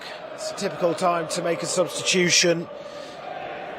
Of course, he'll be looking at his side and thinking, well, if they've given me this for this amount, I feel like there can be a little bit more to come, but not from the current players out on the pitch. I feel if Horsham were to have gone a goal up with this side, they would have done it. First time ball out from Hammonds. Ogunwamade looking to come in on his left foot, skips past the challenge. He's got Miles Meekums, just had to wait for the ball to come to him, but he shifts onto his left foot and it was another save from Chisholm. That was heading right into the top corner. Excellent save there. Twice he's been called upon and twice he has stepped up to the task. I mean, the fact that Miles Meekums managed to get it on target from that angle, get the height on it as well, that would have been an absolute screamer. And I said, the Horsham players, of course, right now may need a substitution or two to find a goal. But of course, when they've still got plenty of talent on the pitch. Whipped in from Hammonds. Headed towards goal, turned away by Butler, but doesn't get it as far as Hammond. And there's Rodriguez off the post. The woodwork denies Rodriguez a cup final goal. Wow. I think it was actually Danny Barker in the end who got the final touch. Rodriguez was just outside the post as well. And you can see Littlehampton, that's their game plan. Launch it forward, hope it gets a touch. But now Horsham's starting to dominate proceedings. They are, and this is what often happens with sides that aren't the underdogs. When you're going in as a favourite, yes, it could be disappointing that they were 0-0 at half-time and you think that they should be in a better position. But Littlehampton obviously played a completely different half to them in terms of their attitude and mindset. Sparks had to get there ahead of Pammon. Lovely control from Miles Meekums, and he turns inside, just shows too much to the midfielder who brings him down. And that's another yellow card. Scott Faber into the notebook. That was really clever play from Miles Meekums. He knew he'd had the heavy touch and he just delayed his run to invite the challenge and draw the foul and get the free kick. Of course, Faber frustrated. He wanted to go in and console Miles Meekums, but at the same time, another Horsham player went up to him. I think it was Hammond, in fact. He got a shove away from Scott Faber, so clearly has his favourites in this Horsham side. Miles Meekums looking to twinkle toes his way into the area, gets the low cross in. That's calm and composed as it's drilled away from Leighton. And a slip means that Gaskin could be in, but there was a little push on Elliott. The referee spotted it. Littlehampton feel frustrated by that as they thought it was just an obstruction. and there was nothing the Littlehampton player could do about it. The referee says otherwise, and you'd have to agree. Like I said, you see a lot of these challenges going in from Littlehampton where they're just leaving marks on Horsham. Even if the ball's gone beyond that play, they still like to just shove the an running elbow behind on this near side. Sparks comes inside, is brought down. Yeah, no foul. Went down rather easily. And now Pammon clips one forwards for Gaskin. Coming across to cover, Jack Strange. Barker back to Lewis Carey. Sparks didn't need to go to ground there either.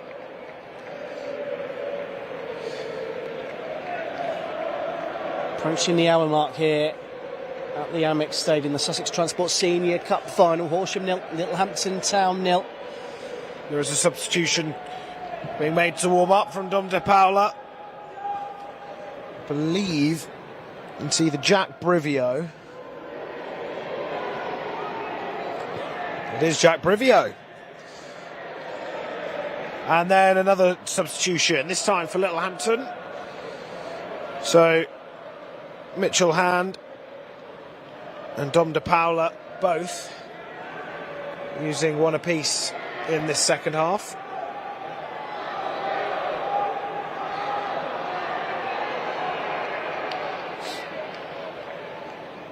Littlehampton Town just trying to get something to stick in this second half. It's been all Horsham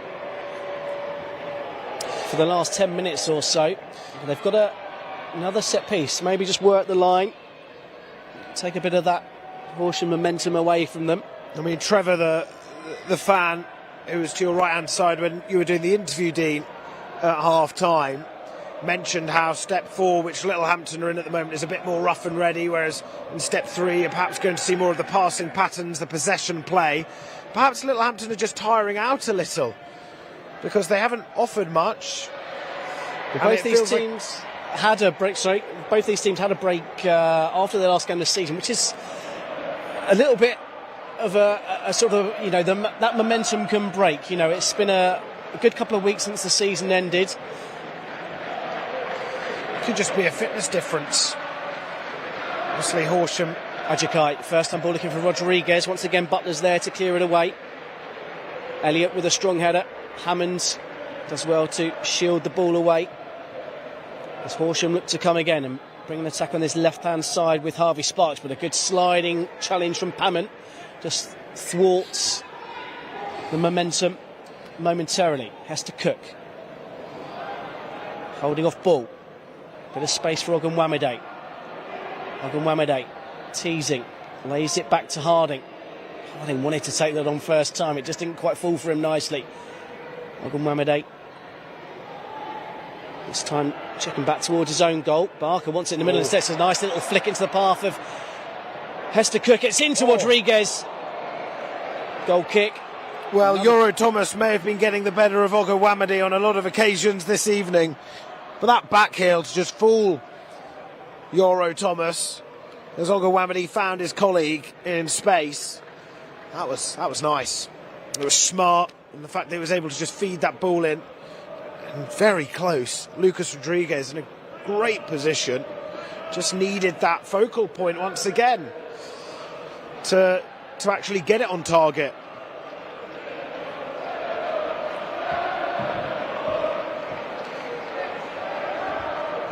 Ball with the flick on for Littlehampton Town, but it's going to come back again. Elliott takes a touch, clips it long. And that's a loose header from Butler. Miles Meekham's will let it go out of play for a throw-in, and he takes it quickly and gets the return. Sparks with the first-time ball. Hammonds. Now Hester Cook just tries to squeeze it through the eye of a needle.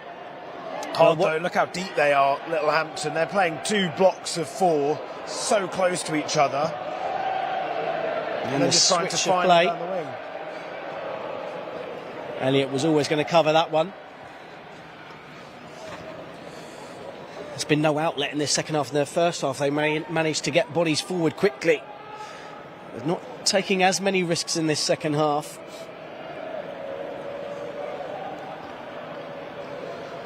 think that's what Littlehampton maybe have wanted to do in this second half, perhaps try and take it to extra time. I mean, I know we've still got 28 minutes to play, still plenty of time for Littlehampton to get something. Pament's made the run in, the ball.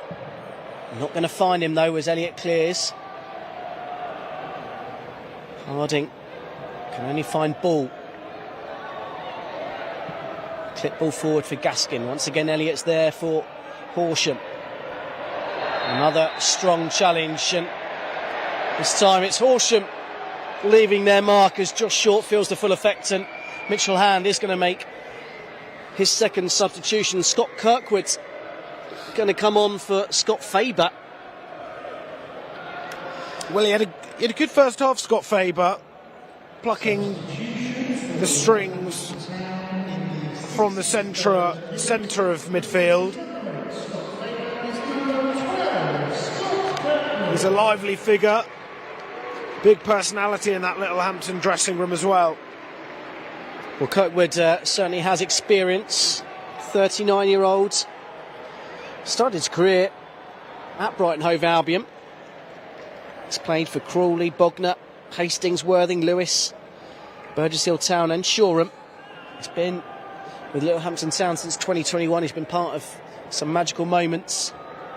I remember him scoring plenty of goals for Shoreham when they were promoted from the SCFL up to the Isthmian South East.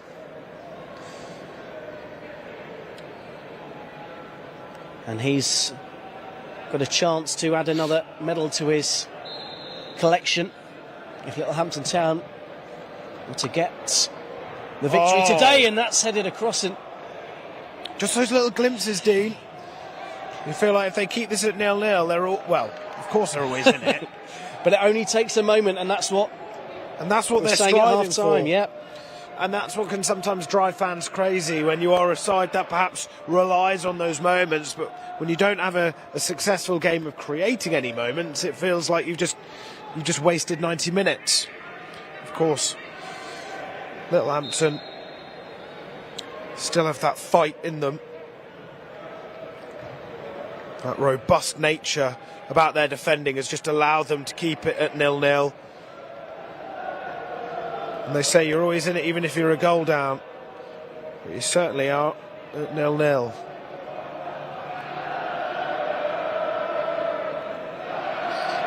Just for a moment, it's a bit of a lull. Horsham started this second half strongly. Come close to scoring. So Rodriguez's header hit the post. It's the closest either side have come, and that's Kirkwood getting involved and winning the free kick off of Barker. And there's Horsham's first yellow card, which is met by ironic cheers from those Littlehampton Town fans over on the far side. Well, of course, Faber going off is one of the players that was part of the trio that have been booked so far for Littlehampton.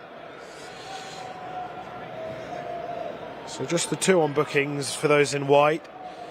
But another chance for Littlehampton Town to put some pressure on Lewis Carey's goal with a free kick. Will this be their moment? Horsham playing with that high line on the edge of the 18-yard box as it's flicked on towards the back post, away only as far as Euro Thomas. Butler. And there's Kirkwood just turning away from trouble and playing a difficult pass.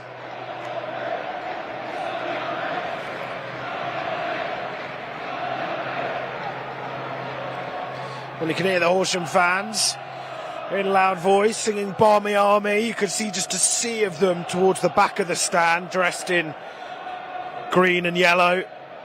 You'll get some grief for that. It's the Lardy Army. Oh wow, Ollie, what are you doing? But they can be balmy.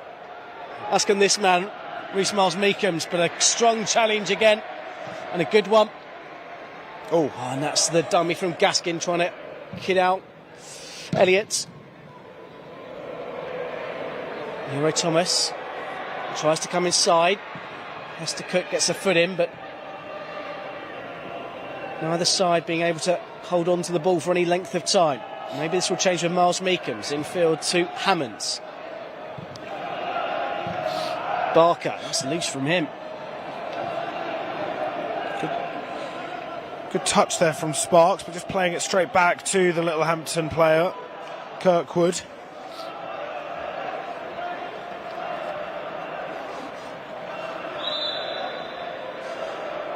It's another injury concern for Littlehampton Town, and it's Louis Tijon Sparks who is down with a touch of cramp, and that's potentially a result of playing on a surface such as this stadium here at the Amex. I'm not sure how it compares to Littlehampton Town's pitch. There's not going to be too much difference in the size of pitch because the Amex is a relatively expansive pitch. So maybe there's a bit of that, maybe that couple of week break from playing the last game. I know that the players had a week's holiday, told just to relax for the week after the season before they regrouped this week ahead of this game. So what a great situation that is to be in, where you can finish the season, still have a couple of weeks before the final. Of course, some may say they'd rather just have the final days after the final game of the season. I suppose it looks at... Well, Dixon is about to come on for Horsham, and we know that Trev will certainly be happy about that, but it's maybe a surprise that Ogunwamade is the man to make way. Well, he's had Shamir Fenlon, sorry, not Dixon. He's a lively player. He scored a great header in the final last year to put Horsham 2 goals up, and he certainly adds a physical presence up front. He does, but it looks like he's actually going to play out on that right hand side. I remember when he was at Brighton, he was picked under Sami Hyypiä to play from the academy. He played for the first team for the first couple of games, and then since then didn't really appear for Brighton much. And here he is getting his first touch and holding the ball up well. Has to Cook just pirouetting away but not able to keep hold of the ball. Kirkwood, and then Butler tries to fizz one through for Gaskin, who will keep running. Carey with the clearance out towards Harding. Ball should get there first. Just a bit scrappy again. There have been scrappy moments. Of course, I think Littlehampton play on those scraps, and they've got the players and the confidence to just try and whip it forward. It's Barker. He wants to take this game by the scruff of the neck. Of course, Rodriguez often plays as a number 10, but so far this game, Dom DePaul has deployed him as a number 9. Has to Cook out to Fenlon. And maybe the idea is that he can try and test Euro Thomas, and he does test him by shoving him to the ground, much to the frustration of those Horsham fans. Well, what a game he's had, Euro Thomas. Doesn't matter if you're Fenlon or Ogunwabadi, he's got you in his pocket. And now it's a third change. Carl O'Brien is going to come on to replace Jordan Layton, who we thought was struggling in the first half with injury.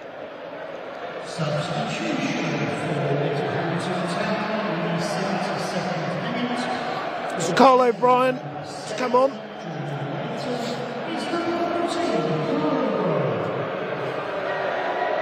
Who has scored in this season's competition, way back in the first round.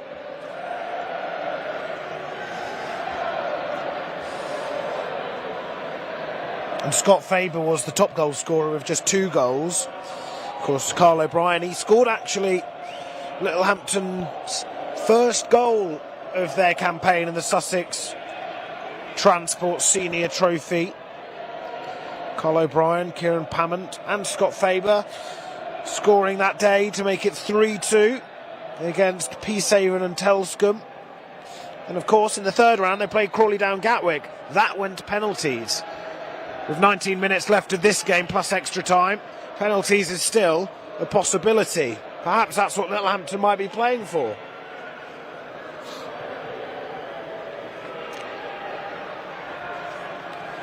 And then, of course, later on in the quarter-finals, they beat Lancing 2-1, and then of Eastbourne Borough were then their most recent side that they put to the sword.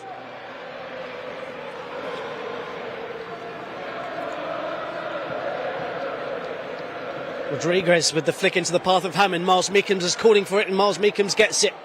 Miles Meekums looks to go on the outside of Sparks, who sticks to his task and stretches out a leg to turn it behind for another Horsham corner. We should, of course, be celebrating and remembering the fact it is VE Day today. Big celebrations and on part of the Sussex FA in memory of a historic day. Absolutely. A hugely historic day for Great Britain and all the soldiers that fought in the war. There's another Hammond corner is easily dealt with at the near post. Sparks will recover the ball just inside his own half. There's plenty of space for Lee Harding. Harding just about rides the challenge. There's a clever ball through for Hester Cook, who stayed on his feet. I thought he was going to go down there for a second. Seen that a lot happen in football. Harding's where they're outside the player. Great ball here from Harding as Fenlon has come through to Rodriguez, and he wasn't was going to come to him, it bounced off him. And once again, Chisholm was there at the right place at the right time for Littlehampton Town. Chisholm's enjoying this game, getting used to his surroundings. But like you said, Dean, Rodriguez wasn't expecting it. I think he felt, therefore meaning Rodriguez didn't have a chance, but in a split second it just went beyond Fenelon. And then obviously into a hopeless Rodriguez who just didn't have time to react. Barker for Sparks, who just had to backpedal as he played the long diagonal. Flick round from Gaskin, looking for Pammon. Sparks can only head it into territory in which Kirkwood will pick it up. Lovely from Pammons. Now can he deliver? It's a lovely teasing ball, and there's a header. That was the chance for Gaskin. Kieran Pammons was not the player. It was George Gaskin, like you said. Some of those Littlehampton Town players, fans on the far side, thought that had gone in. So what we've just seen, Dean, and it's funny how the game goes. You can have 20 minutes of it being fairly stalemate, not lacklustre by any means, but both teams matching one another, and it feels like you're not really going to get much of an opportunity. And then suddenly, two opportunities, one for each side, come in the space of a matter of seconds. And now Chris Dixon is going to come on, and it's Lucas Rodriguez, the man who will make way. So Dixon will certainly be a focal point up top, and there is some height to this Horsham front line now. Well, I'm a big admirer of Rodriguez. When I've seen him down at the dripping pan, he's always been a really technically gifted player, often played behind the striker, but also alongside a striker as well. Rarely have I seen him just up there by himself. So I do feel the addition of Chris Dixon, after Horsham have really needed a striker, that most recent opportunity proving that. He's looking to stretch this back line already. He was starting position was a good 10 yards behind the centre-backs. Well, Horsham. Littlehampton Town wanted handball. Here's Gaskin. The ironic cheers for handball come in. Played forward by O'Brien. Gaskin will give chase and cleared away.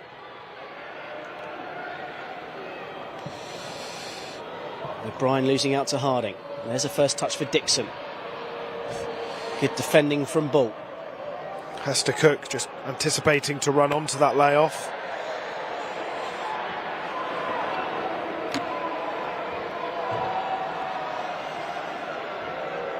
So just 14 minutes left, Dean. It's gone quickly, given the fact that it's 0-0.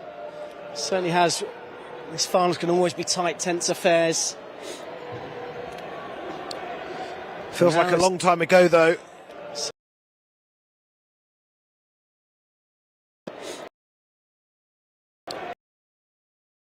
go though. That Horsham did find the back of the net. Indeed, in the second minute we had that disallowed goal.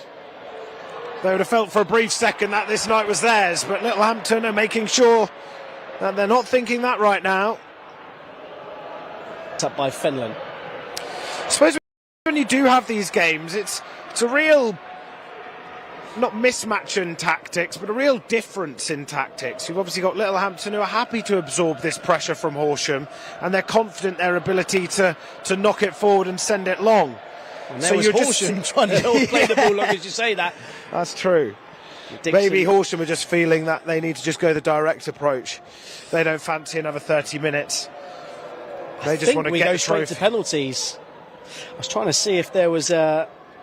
It's interesting you say that, because I think I may have heard that on the stadium announcement. Which would be strange, because obviously, Dean, when we did this 2 years ago, in 2023, it was Worthing versus Bognor. A big derby, that. There. Indeed. And of course, that was 0-0. That went to... It went to a penalty shootout. It went to a penalty shootout.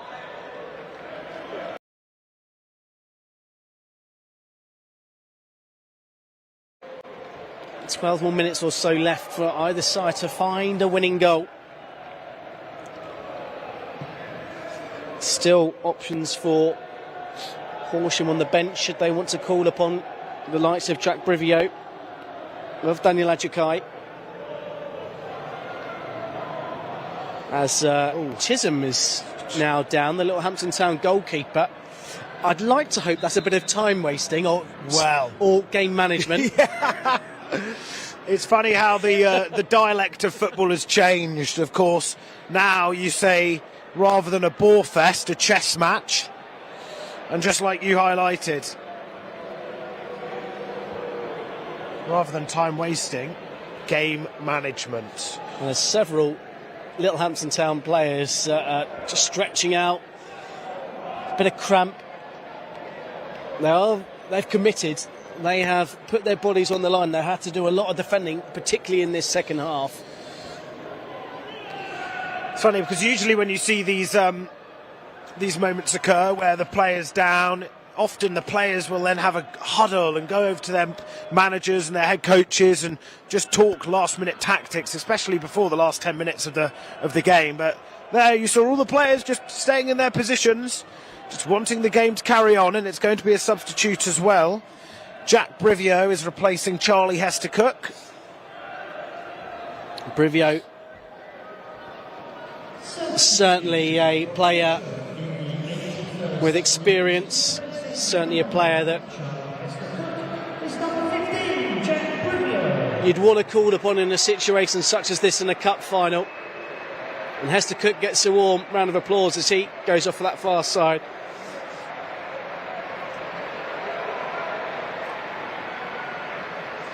Jack Brivio on. Hester-Cook's just another one of those players for Horsham that makes things tick in the midfield. He's been there for a while as well, so he knows his role, he knows his players around him, such as the likes of James Hammond, who's on the ball right now. Oh, Miles Meekins couldn't quite control it. Away by Sparks. There's the flick on from the ever young Gaskin, and then a push at the back of Elliott after the ball's gone off the pitch, which... Cheeky, haven't we, Dean? We certainly have.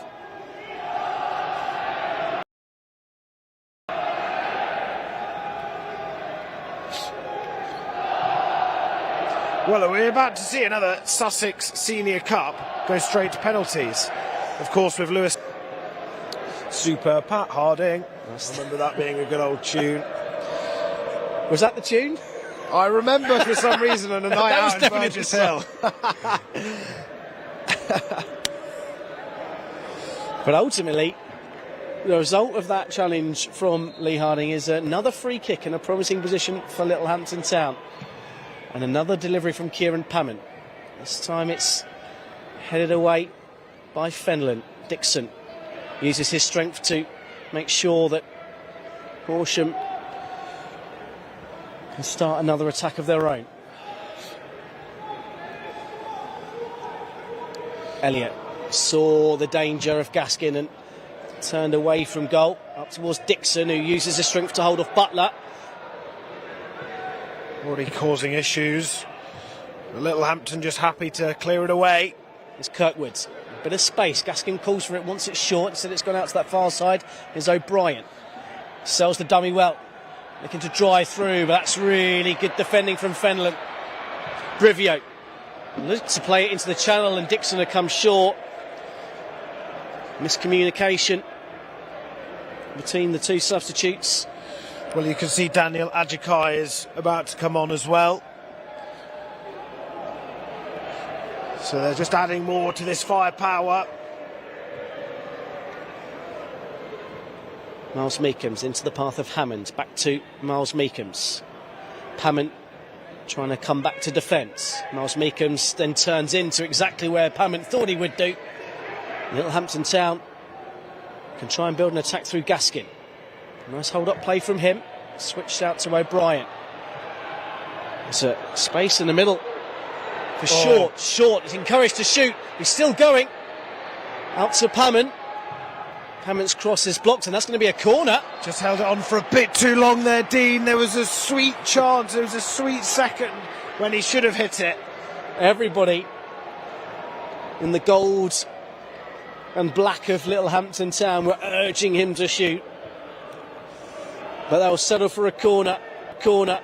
And if they score from this corner, all will be forgiven. Yeah. It'll be an absolute raucous if they score. Especially this late on. It's Kirkwood. It's a flat delivery. He's headed away in the edge of the 6-yard box. Just going straight into a Horsham congested area in the 6-yard box. And now it's Miles Meekums who's challenged by O'Brien, and he'll be the latest recipient of a yellow card.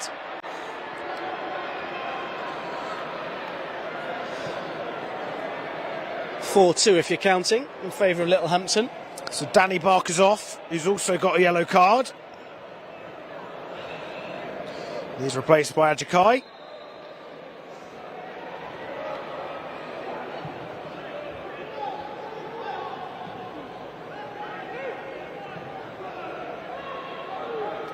Barker.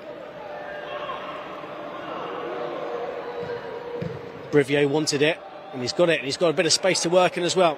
Here is Jack Brivio.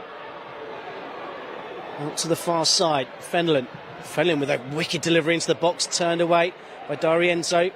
That was a tired-looking clearance from the impressive Euro Thomas. Horsham come again. Brivio. Just looked like he overrun it. Harding will pick up the loose ball. Bit of space. Miles Meekums. It's Brivio. Still going. Deflected. Away for a corner. Exceptional link-up play between them. Miles Meekums, the weight of pass there was brilliant. And Brivio, you could see he was just trying to pull it in towards that side netting. Into one of the corners. 4 minutes to go. Ajikai waiting patiently to come on the edge of the technical area, as he wants to get a perfect view of this corner to be whipped in by James Hammonds. Goalless with 4 minutes to go at the Amex Stadium. In towards that near post once again, easily dealt with, headed away, but it's gone behind for another corner.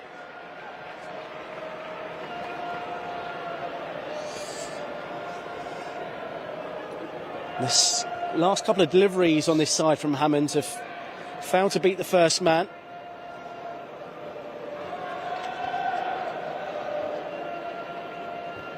Plenty of movement in the box. Dixon coming towards the near post. It's gone over his head, and that'll be another corner.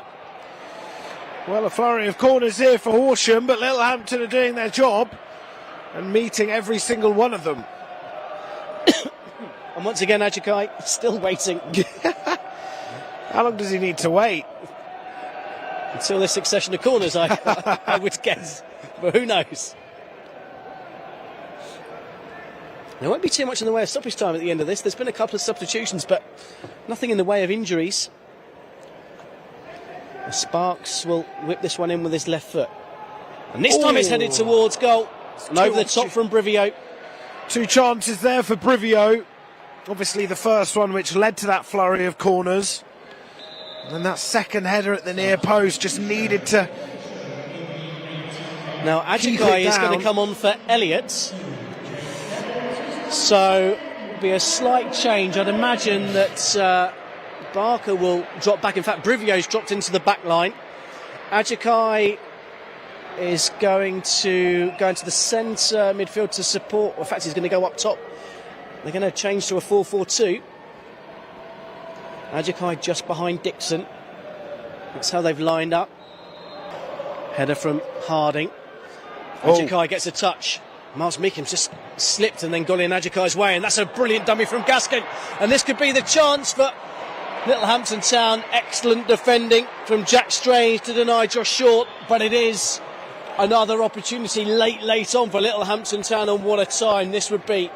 The understanding of that there was sublime. The understanding of just the runner in behind, who was Josh Short. The strike, in all fairness, was actually going off target.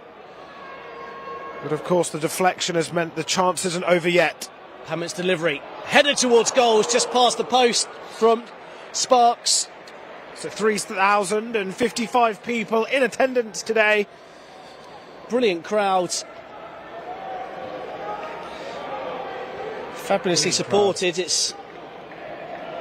They're nicely together compared to, I don't know if it's because of the seating, but I remember last time when it was Horsham Hastings, both sets of fans in opposite directions, especially Hastings lobbed in one corner, Horsham in the other, purely just for chanting to their side. Well, we the said opponent. we don't think there'd be much in the way of stoppage time, but we're going to get 6 minutes, so maybe the referee wants to find a winner here in normal time.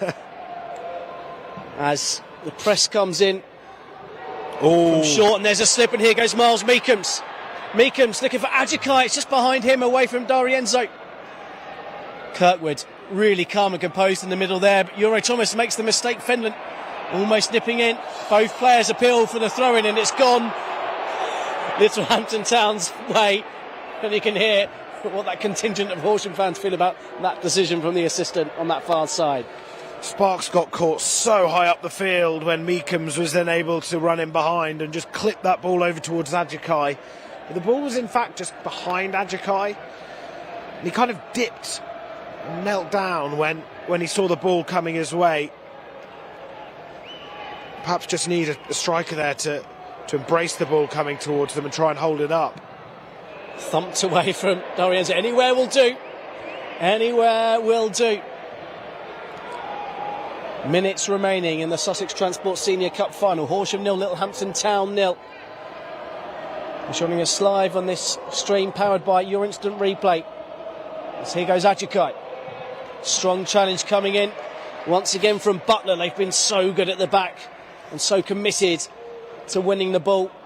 Butler and D'Arienzo. Brivio. Infield to Miles Meekham's, who flicks right boot out to Sparks. Ajikai just delayed his run slightly, and that invited the challenge. Hammonds to Miles Meekham's, turns away from ball. Pick up the loose ball as well. Miles Meekham's has got Sparks in support. He wants to do it himself. Ball in towards Dixon, who's got away from his marker, separated but got underneath the ball. And Chisholm take his time. That's like a pantomime villain getting the boot from the crowd there. Well, he's done very well since coming on, Mac Chisholm. Not only making that brilliant save in the first half to keep it 0-0, but just the way he's been assured at coming for crosses. Was meant to save in each half. First half from Hester Cook, and the second half, of course, that shot from Miles Meekham's. He just tipped away. It's Kirkwood out to Pamment. It's awkward for Sparks, who really invited the challenge, didn't really want the ball, happy to accept the free kick. He's a man who's certainly in some pain. He is. I mean, he's done so much running up and down that right flank. I mean, half the players out there will be absolutely knackered right now. I mean, if this was me, I'd be absolutely done. So You'd have been done in the warm-ups, Ollie. you've hit the nail on the head there, Dean. How did you know? Chisholm to launch it towards the edge of the box. So we search for a late winner here. Ajakai just stands on the ball, loses out. Is that a pull of the shirt? No. Ooh. And that's a late challenge. Studs up. And that is a nasty one, and it's a yellow card for Ball. Now you can see Sparks just lying down on the floor. I think his legs are so tired now. Basically, More concern's going to be for the repercussions, and Kirkwood getting into a bit of a heated exchange with Harvey Sparks of Horsham. Brivio felt the effect of that challenge, and just asking the question of whether there should have been a harsher punishment for that challenge. It's probably on the orange, and they say Louis Tijan Sparks is going to be replaced. Matthew Storm is going to come on. well, he's had a really good game, Sparks. Been caught out on a couple of occasions, but that won't matter. He's coming off with his side still at 0-0, which is something Littlehampton, I think, would have been happy with going into this game, given the success of Horsham of late. Just 2 minutes of the 6 additional left to play. He might get a few more seconds after that injury. Carey in the direction towards Ajakai, comes off the top of his head. Hammond feels a little nudge and feel like he won that free kick. Ooh. Well, they've won it now. And this is prime James Hammond territory. Well, of course, he missed 2 penalties against #United in that 5-1 win. Didn't matter, though, because they still got enough goals to secure the title and clinch top place. But this is James Hammond's range. I've seen him score many a goal from this position. And if you're a Littlehampton Town fan, your heart might slightly just be in your mouth right now. Well, what a moment this could be. Hammond strikes it. Oh! Here it is! We said he's the man for the occasion from that exact spot. He won the free kick. He scored the free kick, and Horsham have surely won the Sussex Sack. And won the Sussex Transport Senior Cup final with a wonder goal from their main man, Captain James Hammond. In the last minute of extra time, Ollie, what a moment for James. Like that, curling into the side netting. Littlehampton will be absolutely heartbroken with what they've just seen. Dean, you were so confident that it was going to go in. I've just seen him do it so many times before. It's just, some people have got that talent. James Hammond has that talent, and he put it on full use right there. And Horsham are going to make another change. Rhys Miles-Meekums is going to be replaced by Montel Ajuman for the last, must only be seconds left of this cup final. Littlehampton Town have got no other option now but to go for it. They've overloaded the fast side. They're going to play that long ball. They're going to try and seconds remaining to try and find an equaliser. Well, they know what they're doing now. And there it goes. But it's fallen to a Horsham head. O'Brien helps it forwards. Harding away. Lofted forward once more. Once again, Brivio, the man to head it away for Horsham. It's off the back of Barker's head and Ajuman. There's the full-time whistle! Horsham have won the Sussex Transport Senior Cup final. James Hammond's wonder strike will see them clinch a historic double. It's back-to-back Sussex Senior Cups, and it's the Sussex Transport Senior Cup to add to their Isthmian Premier League title. What a season for Horsham, what a season for Dom De Paolo, what a season for these players. You've got to feel sorry for Littlehampton Town. They battled, they threw their bodies on the line for 96 minutes. But in the end, one moment of quality settled this cup final. And that moment was had by James Hammond. Well, commiserations to Littlehampton. They gave it such a good effort, and I don't want to do that whole belittling of them or treating them in more of a condescending manner, because they are in the league below. But regardless, they did such a good job at defending their box, at stopping majority of Horsham crosses coming in. They just did a really, really good job for those 95 minutes. If anything, when you talk about open play goals, they did the job. In terms of open play, they did the job. They did the job indeed, and we've done our job right now. We've done our job, and we're going to go pitch side right now. So we're going to throw you to some ads from our sponsors, and we're going to go and try and get some words with some of the heroes of this evening's fixture. The full-time score here at the Amex Stadium in the Sussex Transport Senior Cup final. It's finished. Horsham 1, Littlehampton Town 0.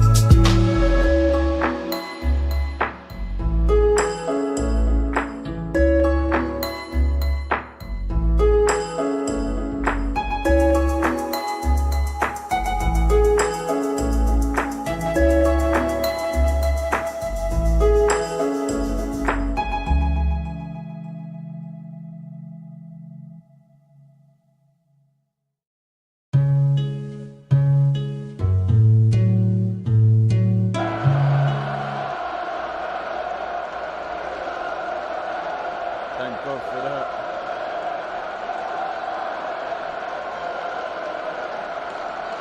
Yeah, honestly.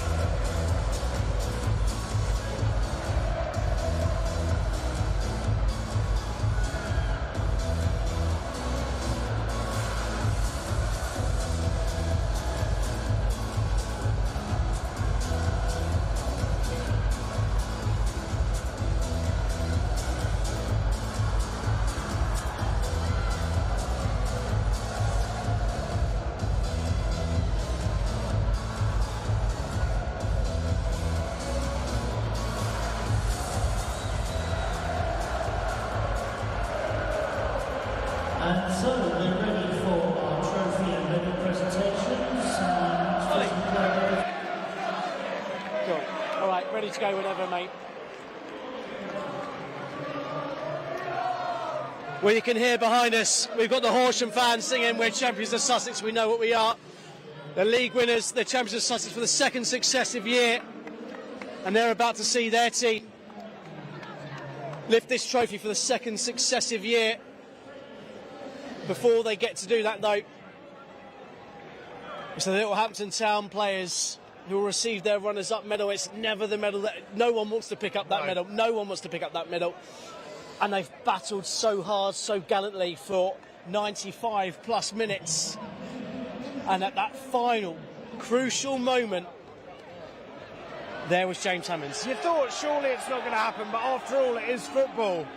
And then when you were talking about the quality that James Hammond possesses, and then when I think there's some jeers going on around the referees. Oh, and a bit of boos. I mean, they've won the game.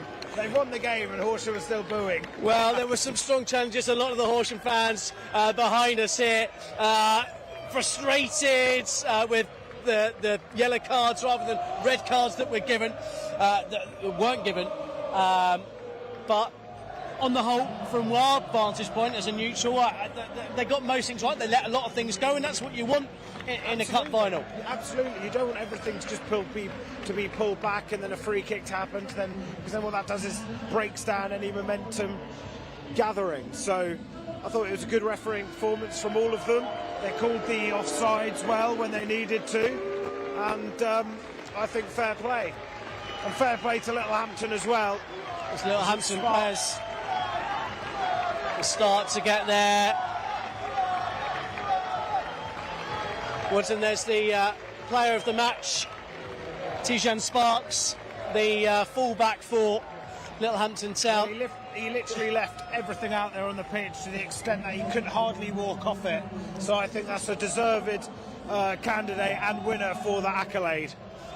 And what a nice touch this is. We've got the, as Mitchell Hand, the manager of Littlehampton Town, receives his medal.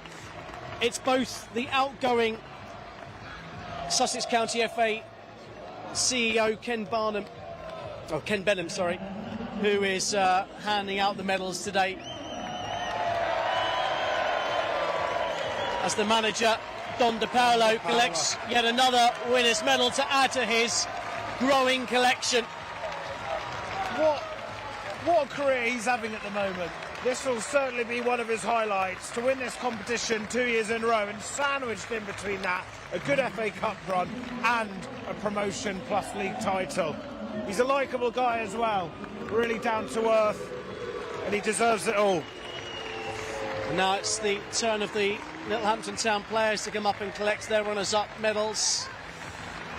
Some boos from the Horsham fans to start, but now they are joining in with the Littlehampton Town fans in applauding those players that gave it their all. As we said, they left everything from the very first second. The challengers coming in, throwing their bodies in to block every shot, to come in on the blind side of every through ball. You can't ask for a more committed, wholehearted performance than we saw from this 11 players of Littlehampton Town this evening. Certainly not. And their faces, I think, they're so gutted. Not because they've lost it. Obviously, that's the overriding feeling, but how they lost it. Going into this game, they know they wouldn't have been the favourites. They would have fancied themselves, of course, and backed themselves, but they knew they weren't the favourites. So the scoreline isn't a surprise, but obviously the way they lost it feels like one. Well, now it's the Horsham players led by Hester Cook, who will come and collect their medals. The chairman getting involved as well. We know how much it means to these players. We know how much it means to this community. And all of those players. And Rhys Miles-Meekums is now a 4-time winner of this trophy. Of course. Brighton in 2018, Worthing in 2023. He's won it the last 3 years running. And Lewis Carey is now won it for a 3rd time. These guys, they know the feeling, half of them.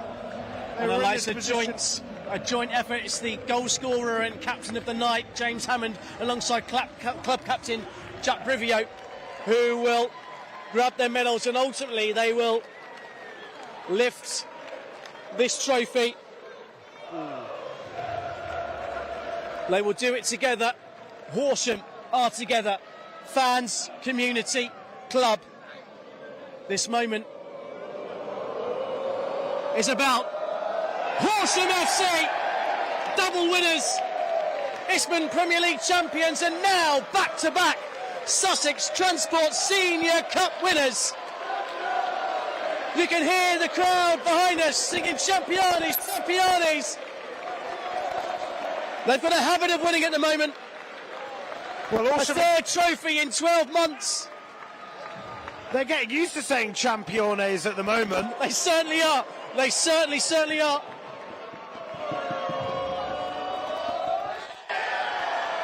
And the champagne starts flowing from behind. The light show begins. Look how modest Dom De Paula is, just on the side, allowing his team to enjoy this, walking off with his coaching staff to just discuss the night and probably season as to what's happened. We'll try and catch a word with Dom De Paula. We'll try and catch a word if we can with Mitchell Hanson. He's already made his mate off to the other side. We'll try and catch a word with James. We'll try and catch a word with anyone we can get a hold of, basically, here this evening.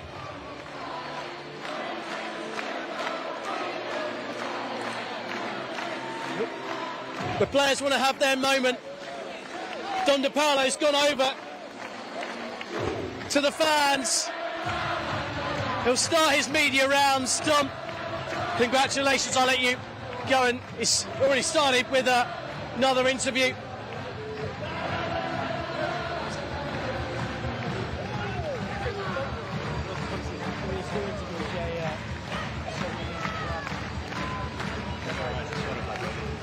Is that where you want to? No, do it here, mate, in front of the fans. The trophy being passed around, the trophy being celebrated. Everybody wants a picture with it.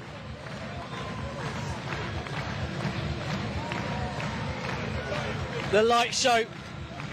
Yeah, it just adds to the occasion, doesn't it? I know light shows are a bit of a thing of the recent times of football, but people are thoroughly enjoying it. Adds to the atmosphere and creates a disco-like vibe. You see Chris Dixon there enjoying his time, dancing. There we go.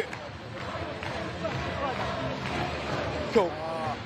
There we go, just for the cameras. Of course, and with James Hammond, we've seen you do it many, many times, but scoring a free kick like only you seem to do at that moment, what does it mean? Yeah, a lot. You know, I've been getting stick all season. I haven't scored one. I blame the balls, but these are different balls tonight. But yeah, perfect timing. Anyone can win on penalties, but I just wanted to make sure it worked tonight. But yeah, it's so much. Amazing. My nan's here. She's 80. It means everything. And, I mean, success. League winners, cup winners, back-to-back cup winners. Where's the limit? Who knows? What a team. We weren't good tonight at all, but we won 1-0. And that's all it means. We'll see what happens. We've had amazing 2 years, and we just keep going. See what happens next season. And you can see the rapport with the fans. We spoke with a couple at half-time, and they said about the community, said about the growth of the town, and you can see how much it means to them as well. Yeah, they've been amazing all season. Like, look, 3,000 people. You tell me another non-league club, maybe Worthing, that could get this. It's incredible. You don't see it, and the passion, you don't see even like Premier League clubs care that much, and it means a lot to everyone. Indeed, we'll go and celebrate, go and enjoy. Thanks so much, James. James Hammond there, score of the winning goal. We're going to keep trying to grab as many players, as many coaching staff as we can as we share the celebrations with you. It's Horsham who have won the Sussex Transport Senior Cup final.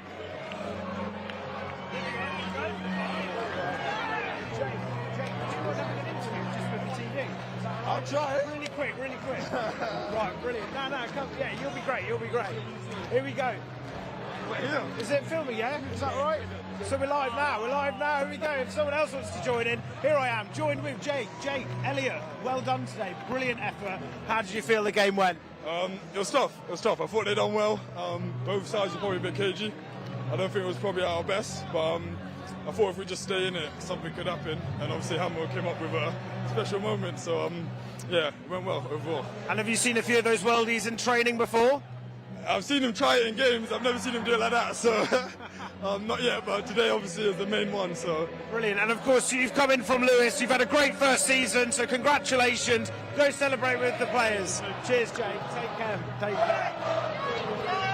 Right. Jake Elliott and Chris Dixon there, everyone. Is that a bit too short? I don't know. I was listening. I was waiting for Dom.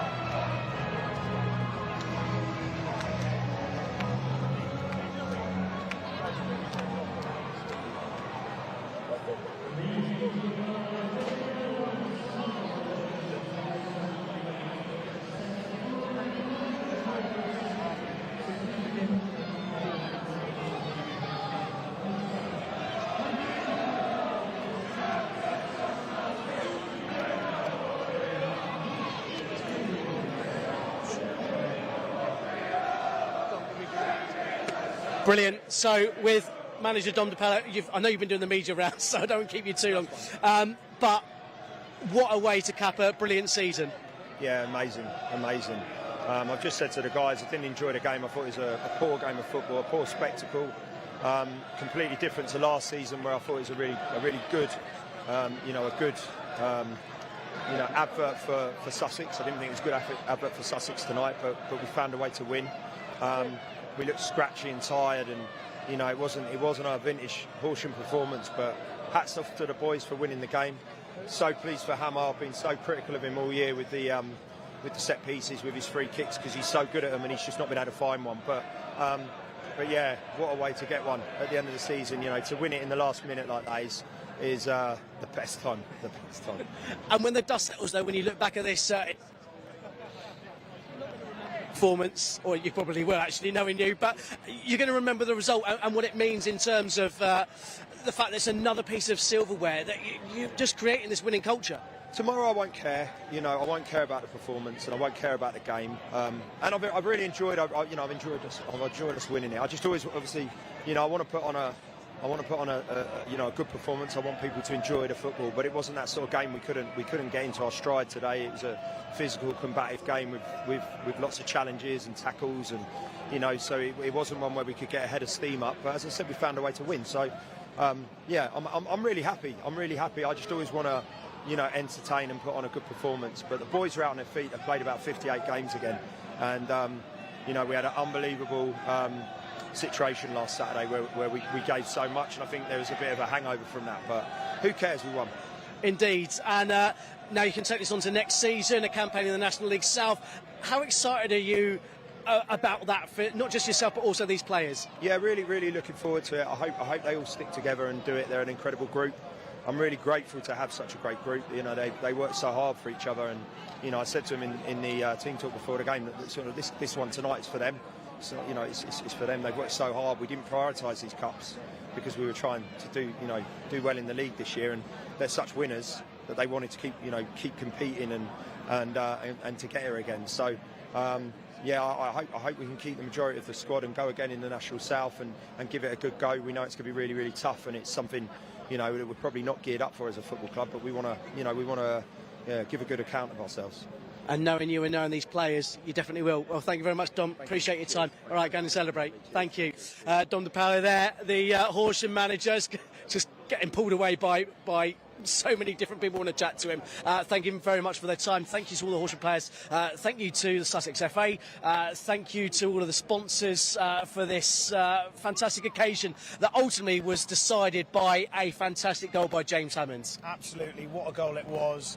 The classic phrase, hang it in the Louvre, that's what all the Horsham players and fans will be thinking. An unbelievable free kick, a great way to win it. Perhaps we didn't see all the open play, bits of intricate play that we would have thought, but it doesn't matter because it was a sensational goal to win a terrific game. And those Horsham fans that are just over to our left certainly won't care. They've seen their team win back-to-back Sussex Transport Senior Cup finals on top of the Isthmian Premier League title. The sky's the limit for them. Commiserations for Littlehampton. It's just a step too far for them tonight. Thank you very much for joining us. We hope to see you again real soon. We'll probably be back here, same place, same time, next year. See you later. Look forward to it.